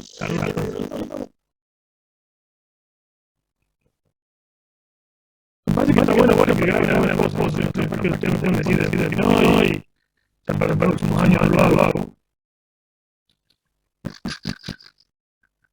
Pero bueno, a mí me gusta.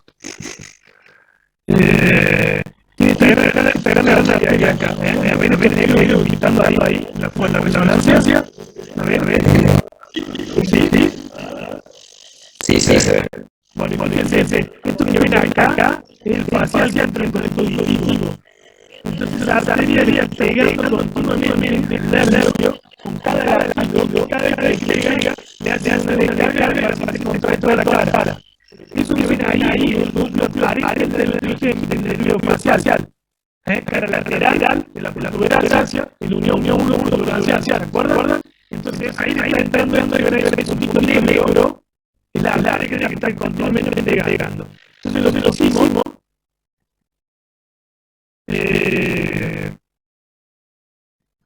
hicimos fundamentalmente es el electrocardiograma, tenemos que llegar a todo el paso, esperamos en el nivel superior, seleccionamos el movimiento que controla la función de todos los nervios, la función sensitiva, pasiva, todo la sensitiva, y cada uno de esos núcleos, como le decía leyendo. Entonces los hicimos, miramos registrando las contracciones del facial, y cuando separamos la arteria que viene acá, dejaba de parar esa descarga del reflejo. Entonces a veces se da, no podemos tener, entonces nos aseguramos que son las guías, el paciente debe levantar sin problemas, estamos operando, esta es la cámara del ángulo cerebroso, eso es la que ven ahí, desde el quinto son los pares bajos, el faríngeo, y el mogar bajo, esto que ven ahí, la parte de la arteria vertebral. Estamos parando, hay un conjunto de nieve blanco, en los flexos superiores a la sala del cuarto de luz justa, esa membrana que tenemos que parar ahí para movilizar los vasos, tanto a la aracnoide que se puede dar los vasos, eso lo estamos tomando ahí a nivel de luz justa, a nivel de la sarna para poder circular para arriba y mirarse a otro nivel de salud superior a la relación de Pachón, a nivel del seno superior. ¿Estamos? ¿Ahí? ¿Sí? Y esa es la arterita, está pegando continuamente del nervio.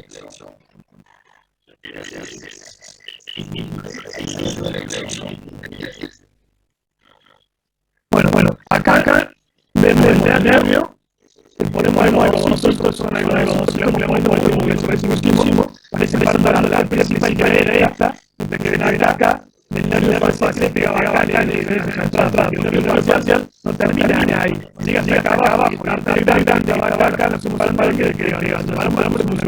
arriba, y otro abajo, para separar el nervio de los algodoncitos, para separar el nervio de la arteria, y evitar así que la paciente tenga de que tener el espasmo. ¿Me siguen o no?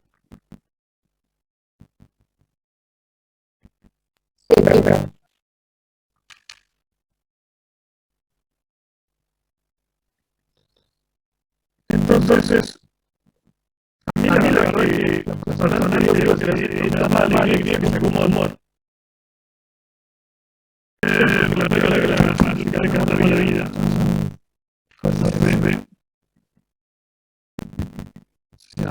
Arranca. Ahí está.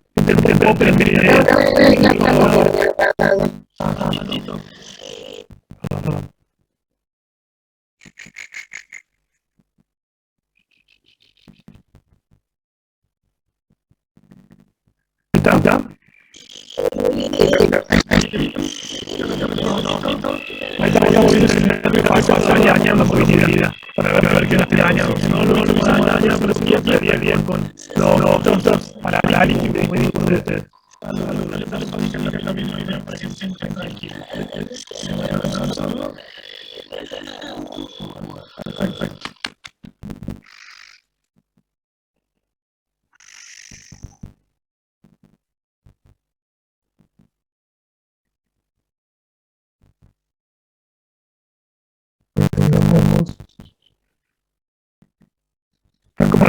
¿Todavía sí? ¿No?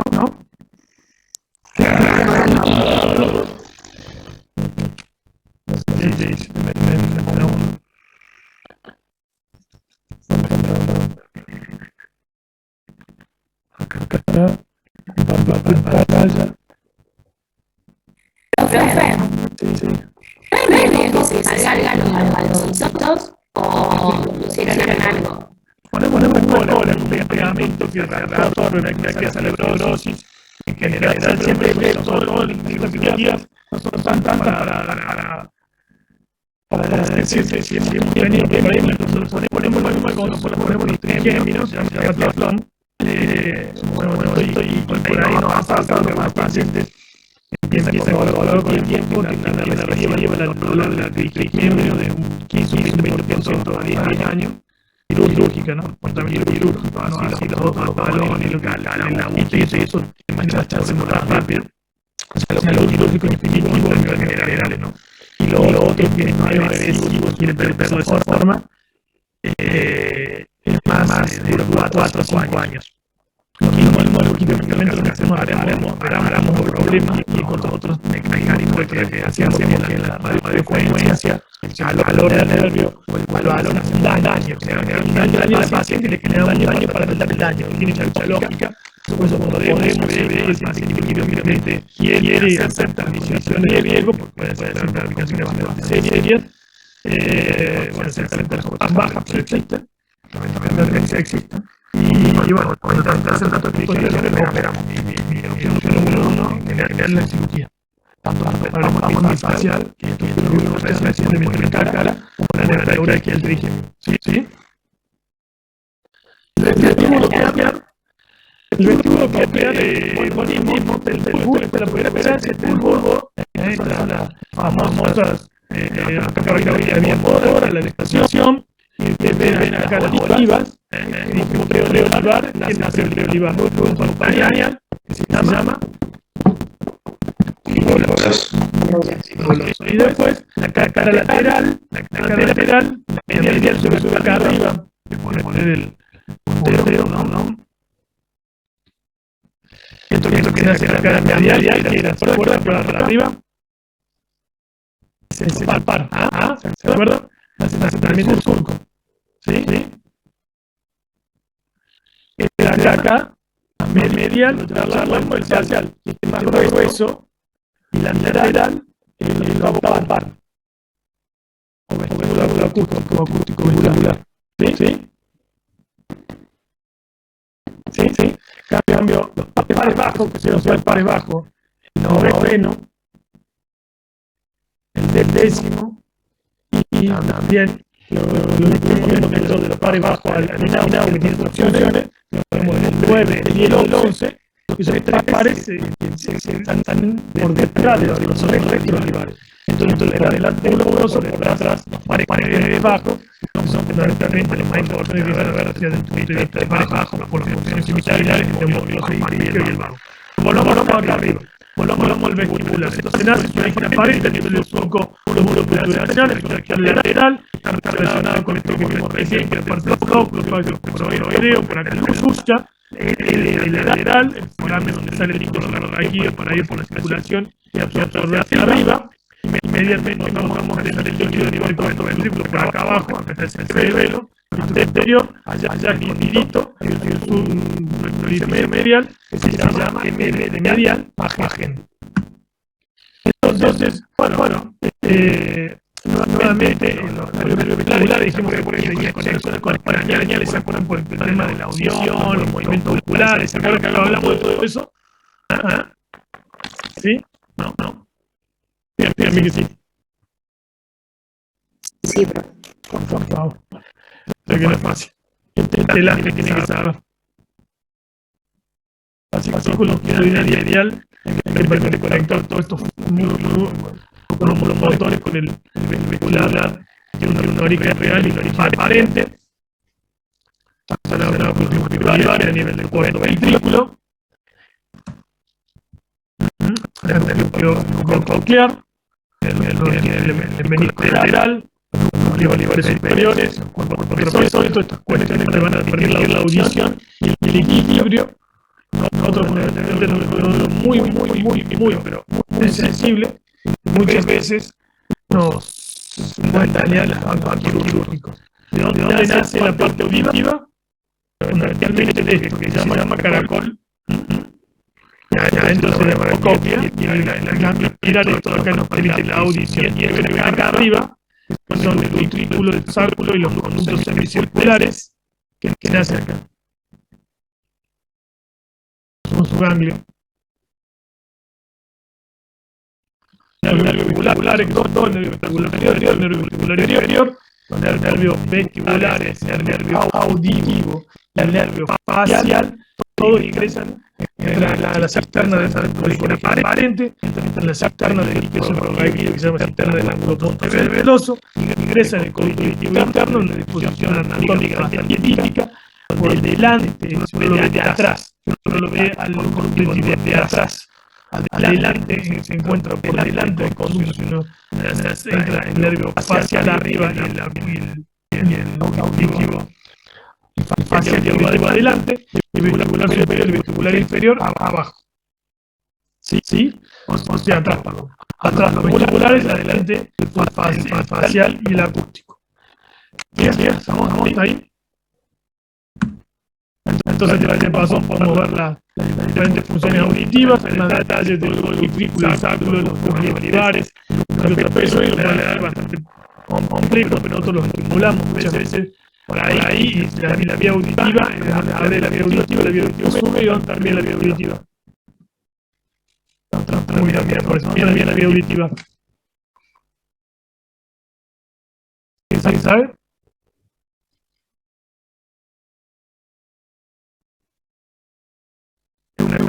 Somos dos las funciones sensibles de la vía auditiva.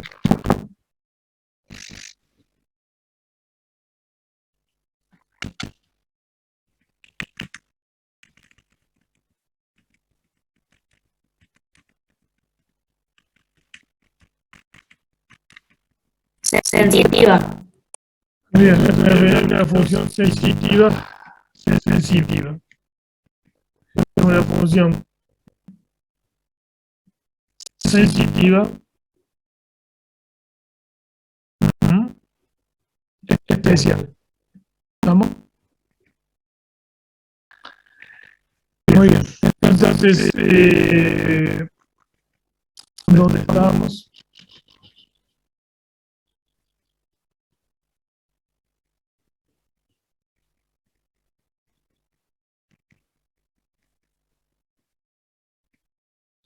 perspectiva especial. Bueno, yo tengo un paciente que tiene 54 años, que pierde el oído, la función, digamos, deja de oír correctamente.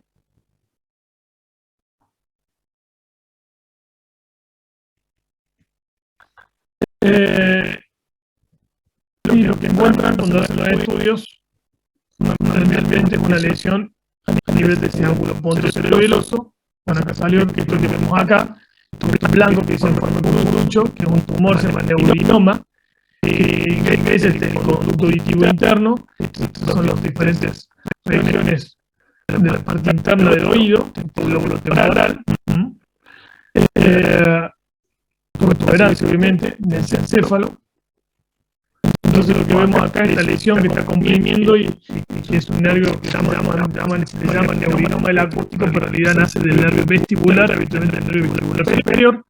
Como ven, nuevamente para mostrarles, nosotros marcamos la incisión, las incisiones que son chiquitas, otras son tumorales a una incisión recta, y las incisiones que son tumorales a una incisión así en semiluna para tener mejor flap músculo cutáneo y poder tener mejor exposición ósea, mayor pasado. Esto que ven acá es el seno transverso, que no tenemos que romperlo. Esto que está acá es el seno sigmoide, que son duplicaciones de la dura madre, que llegan a la prensa de aerófilo. La prensa viene del seno sagital superior, viene el seno recto, el seno sagital superior, perdón, el seno sagital superior, el seno sagital inferior y el seno recto, se unen a la prensa de aerófilo, van por la prensa transverso, sigmoide y yugular. ¿De acuerdo? Le ponemos todos cables, botones de cables para ver la cara, que en esta posición soporte de cráneo, en esta posición está en una posición que nos permite operar relativamente cómodos. Igual le sacamos acá está el tumor, que es el pedacito como ven ahí chiquitito, dentro del conducto auditivo, porque al querer sacarlo me descargaba demasiado el nervio y no podíamos. Y el paciente que mantiene, no sé cómo hacerlo, obviamente, todos saben que yo charchar y todo me han autorizado, pero estas cosas no las pueden pasar cuando haya paciente, por favor les pido. Están autorizados a dar a mi presentación, no sé cómo borrarlo, ya lo voy a hacer. Pero bueno, después de la cirugía, lo que hacemos es estimular y ver la terapia intensiva, y vemos que todas las funciones motoras de la cara son correctas, porque acuérdense que el nervio facial y el auditivo van juntos, y entran juntos el conducto auditivo. Por lo tanto, una de las principales, o la principal complicación que tenemos con los pacientes cuando los operamos en tumores de tipo grandes es el daño del nervio facial. Siento que viene del lado izquierdo, no derecho. Perfecto. Bueno, el glosofaringio lo hablamos, es parte de los nervios bajos, de los paredes bajos. Tiene tres núcleos: un núcleo motor principal, un núcleo parasimpático y un núcleo sensitivo. El núcleo motor real es el núcleo ambiguo. Inerva fundamentalmente el músculo estilofaringio, y se puede afectar por cuestiones químicas, porque importa. Su trayecto periférico sale por donde sale el núcleo, el nervio, digamos, el origen aparente, ya lo vimos, ¿no es cierto? Su núcleo aparente es retrolivar, ¿se acuerdan? El surco posterior, que continúa el surco posterior de la médula. El surco preolivar es el que continúa a nivel del surco anterior de la médula, ¿no? Igualmente, nada, este es retrolivar y sale a través del agujero rasgado posterior o foramen yugular junto a otros nervios. ¿Se acuerdan qué otro nervio hay ahí o qué otra estructura hay a nivel del foramen rasgado posterior o foramen yugular? El foramen yugular es por donde va a salir la vena yugular que hablamos recién, viene siendo transverso continúa la sangre por el seno sigmoide baja, sale a nivel del cráneo, como llamada vena yugular, la vena yugular sale por el agujero rasgado posterior. Este rasgado posterior salen también otros nervios. ¿Qué nervios? El glosofaringio, el gástrico, el espinal, o sea, el noveno, el décimo y el onceavo. Esos tres salen juntos, y también hay una arterita chiquitita que es la arteria meningia posterior, y también llegan a ser otros senos venosos que, si ustedes se acuerdan, son nombres nomás, son el seno petroso inferior. De esa manera, toda esa estructura llega al agujero rasgado posterior por el yugular para salir del cráneo. Se pueden afectar por tumores, etcétera, etcétera. Su núcleo parasimpático su núcleo parasimpático, el real está a nivel del piso del cuarto ventrículo. Y esto importa que lo sepas, se llama salivar inferior. Esto no falta de leer, pero fundamentalmente lo que yo quiero es que esto es la faringe, importante que inerva parte de la faringe, la sensibilidad faringe, así cuando nos quemamos algo, si tenemos ganas de, digamos, una sensación rara en la faringe, también con el reflejo del velo del paladar, todo eso está relacionado con el glosofaringio y, como le dice su nombre, y el neumogástrico o nervio vago. Y otra, acá nuevamente el núcleo real motor, que es el núcleo ambiguo, y después el real sensitivo, que ya hablamos, que es el núcleo del tracto solitario, el núcleo vegetativo, que es el nivel de salival inferior. Esos tres núcleos tienen que saber. ¿Sí? Acá, fundamentalmente lo que vimos, la corteza cerebral, como baja, inervación bilateral, como todos hablamos recién, el núcleo principal del glosofaringio, que sale con otras fibras que vienen del núcleo del tracto solitario y el núcleo salival inferior, que se van uniendo para formar lo que hablamos recién, que es el núcleo glosofaringio. Es un nervio mixto. Y esto es lo que lo puse en rojo para no olvidarme yo y ustedes tampoco, que inerva el tercio posterior de la lengua. ¿Quién inerva el tercio anterior, se acuerdan?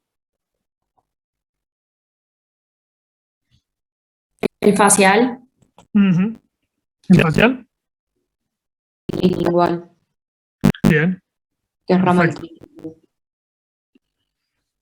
Bien, perfecto, exactamente. Y acuérdense que el facial es un nervio fundamentalmente motor. Igualmente son preguntas, hay que repasarlas, hasta yo también, no soy honesto, uno se va olvidando, tercio posterior, tercio anterior, dos tercios anteriores, tercio posterior, digamos, uno se olvida. Lo más importante es que ustedes lo vayan repasando y en el momento hagan un apunte, digo, un tercio anterior, tercio posterior, por los nervios, y lo saben, y lo estudian ante el examen, y después, bueno, como toda la memoria hay cosas que van quedando y otras que no. Parte de este aprendizaje. Lo importante es que usted entienda que la lengua tiene doble inervación del gusto y la sensibilidad. Volvemos a lo mismo, no vamos a entrar en estos detalles. Bueno, cuando hay una lesión de esa zona se afectan todos los otros pares craneales que van junto con él, ya lo vimos recién. Hay una neuralgia, así como está en el dolor del trigemio, está la neuralgia del glosofaringio. Personalmente no he operado ninguna todavía, pero existe, no es frecuente. Tenía un tumorcito de glosofaringio que lo tratamos con radioterapia, que se llama radiocirugía, pero no he tenido ninguna compresión a ese nivel. El neumogástrico vago, le llaman vago porque viene de que va un poco errante por todo el cuerpo, va bajando. ¿Por dónde sale el vago? Con neumogástrico décimo par, por el agujero rasgado posterior o formicular. Exactamente. Tiene tres núcleos, el núcleo motor principal, también núcleo ambiguo. Eso ahora voy a aprovechar, ya que me acuerdo un poquitito. El núcleo ambiguo salen tres nervios, la parte superior sale el glosofaringio, de su parte media sale el neumogástrico, y de su parte inferior da una pequeña rama para el nervio espinal, los tres que son parte de los tres que más o menos se los llama pares bajos, los tres que salen por el agujero rasgado posterior o foramen yugular, o sea, todos esos tres nervios tienen relación con este núcleo ambiguo a nivel vulvar, ¿sí? Tiene obviamente el núcleo parasimpático, el núcleo dorsal del vago, tiene una parte sensitiva, el tracto solitario, y también tiene da una parte sensitiva, obviamente, que lo saca a partir de esto, a partir del núcleo espinal del quinto par, del trigémino, o sea, da una parte sensitiva y cómo llega la fibra sensitiva a tener fibra sensitiva el neumogástrico a través de un núcleo sensitivo, un núcleo real sensitivo, que es el trigémino. Entonces la función motora del neumogástrico es utilizar la musculatura de la faringe, de la musculatura del palatina, el palatogloso a nivel de la lengua, un músculo de la lengua, y va formando plexos en la faringe, los músculos cricotiroideos y músculos intrínsecos de la laringe, para fundamentalmente permitir la deglución y también dar la sensibilidad y junto con el glosofaringio están relacionados con un reflejo que es el del vómito. La función sensitiva visceral está dada por da la laringe, la tráquea, la porción más caudal, el esófago, donde forma plexo, los plexos esofágicos, también da otros plexos a nivel torácico, abdominal, y esto es importante, tiene unos gangliecitos, este nervio, que es un nervio, como todo nervio sensitivo, tiene que tener ganglio en algún lado, y sobre todo por debajo del foramen rasgado, tiene dos gangliositos superiores, dos gangliecitos que ya lo van a ver, superior e inferior. Esos nerviositos permiten control y también a nivel de los plexos, a nivel de la yugular, que son quimibaroreceptores, que además que pueden dar tumores, que se llaman glomus de la yugular. El problema digamos, no el problema de los tumores, sino lo que tienen que saber es que los baroreceptores son controladores de la presión y los quimioreceptores de la homeostasia, o sea, del componente interno de la sangre, y así permiten, a través de este par craneal, tenemos una información importante, porque también ya van a ver, tiene inervación a nivel cardíaco, entonces a través de la presión tiene información cardíaca, de la presión arterial, de la frecuencia cardíaca, de las composiciones químicas, o sea, ya van entendiendo que este nervio tiene una función visceral muy importante y es clave, y las lesiones de estos nervios quirúrgicamente son complejas. Para nosotros luego el tratamiento son internaciones prolongadas, etcétera, etcétera. No sé por qué no sale más, ¿verdad?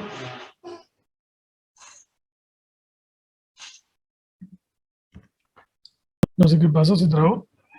Ahí está, sale todo junto. Bueno, la función sensitiva general, las meninges posteriores, la inervación de las meninges posteriores, al dorso de la oreja, el conducto auditivo externo, y la porción de la pared externa del tímpano, y faringe y laringe. Y acá no les dije una función motora. En función motora, ¿están viendo? Apareció esta flecha, que es una función motor especial, que es los músculos lisos. ¿Se acuerdan que hablamos al principio? Músculo liso, de diferentes vísceras. ¿Estamos? ¿Sí? ¿Todavía están o ya se fueron todos? No me he fijado. No, quedó claro, profe. Bueno, tenemos 2 minutos más. Entonces las fibras motoras acá en el neumogástrico, las fibras motoras preganglionares, son para las vísceras. Las fibras motoras van esto a ver, estoy viendo que dice, no le damos mucha importancia, lo que quiero que vean es esto. Entonces el neumogástrico, su origen aparente, ¿dónde era su origen aparente? Eso que dice SROB, ¿qué significa? El surco retroolivar del bulbo raquídeo. Excelente. Surco retroolivar bulbar, entonces ahí, nace de ahí, ya lo hablamos, ¿por debajo de qué nervio?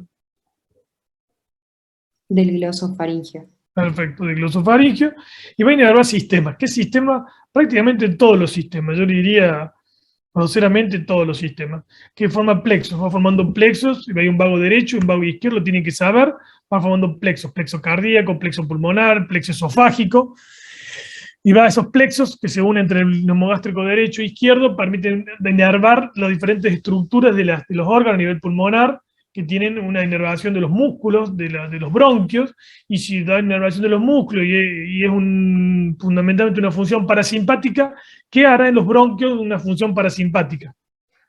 Alguien me dijo que no lo habían visto todavía lo parasimpático y lo simpático, ¿no?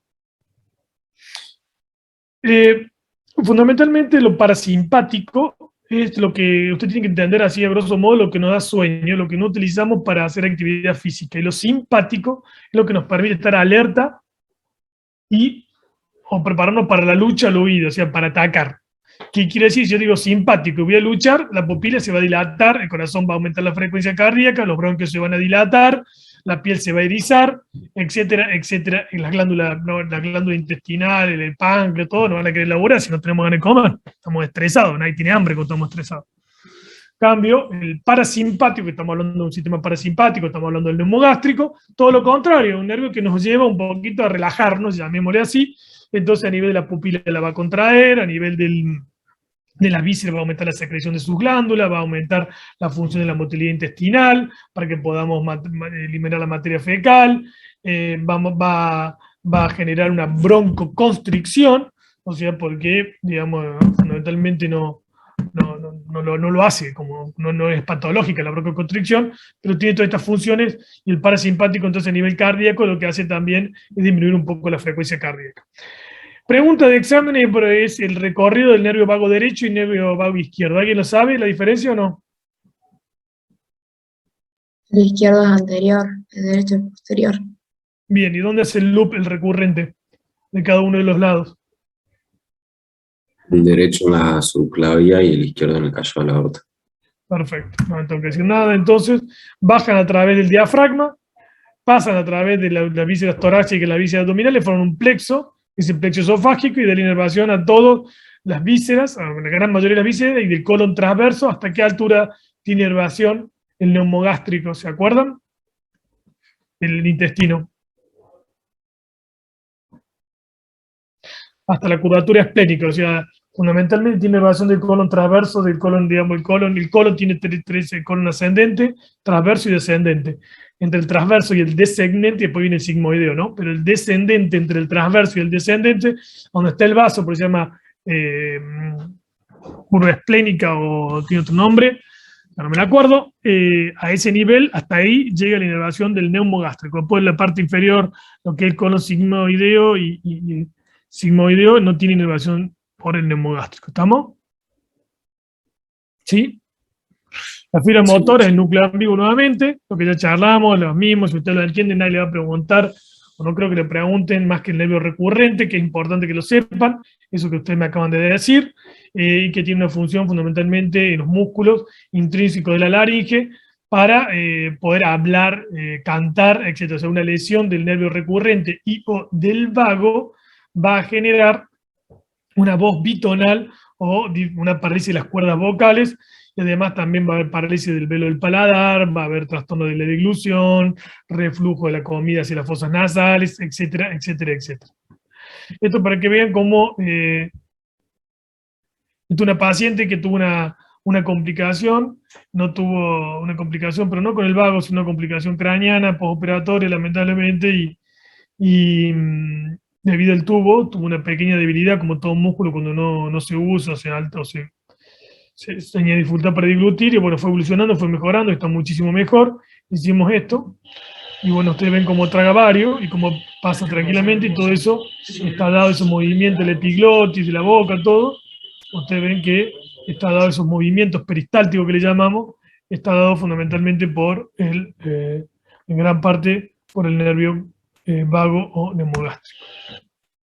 El nervio espinal es fácil, lo que tiene que saber el nervio espinal, que es un nervio puramente motor, que nace también a nivel surco, su origen tiene dos núcleos, su origen real, tiene dos núcleos, una raíz craneal, que es el núcleo ambiguo. Ustedes ven núcleo ambiguo, dijimos núcleo ambiguo, 3 segmentos, los 3 pares craneales bajos, tienen su núcleo motor, o su origen real, a nivel de núcleos, que se llama núcleo ambiguo, o sea, glosofaringio, neumogástrico y espinal, núcleo ambiguo.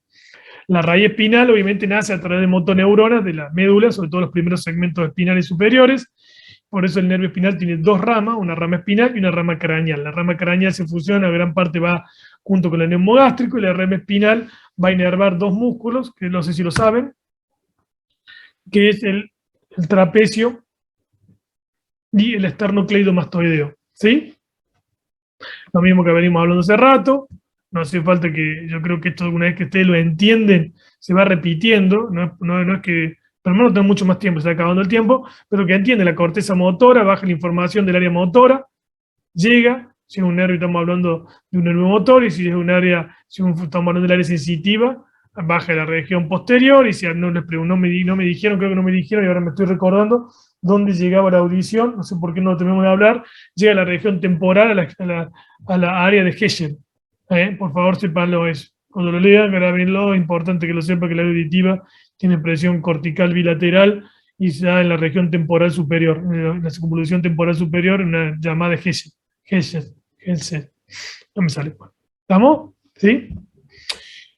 Volviendo al espinal, tiene estas ramas, que van a, como ven, tiene esta rama la rama espinal, tiene esta rama que es la rama craneal, y nada. Ahí estamos haciendo el examen físico del músculo esternocleidomastoideo del trapecio. Esto era un paciente que tenía lesión en los pares craneales bajos, lo operé la semana pasada, gracias a Dios anda muy bien. Tengo el video, pero no está editado. donde tenía este tumor gigante que comprometía parte del núcleo rasgado posterior, aunque no lo tenía, todos los pares bajos estaban desplazados hacia arriba y hacia abajo, hacían como un loop alrededor del tumor, es un meningioma, y bueno, se logró una resección completa del tumor y el paciente está sin déficit neurológico saliendo de terapia intensiva el día de hoy. El último, el hipogloso mayor, es un nervio que fundamentalmente motor, o puramente, no fundamental, puramente motor, que hace, inerva los músculos de la lengua.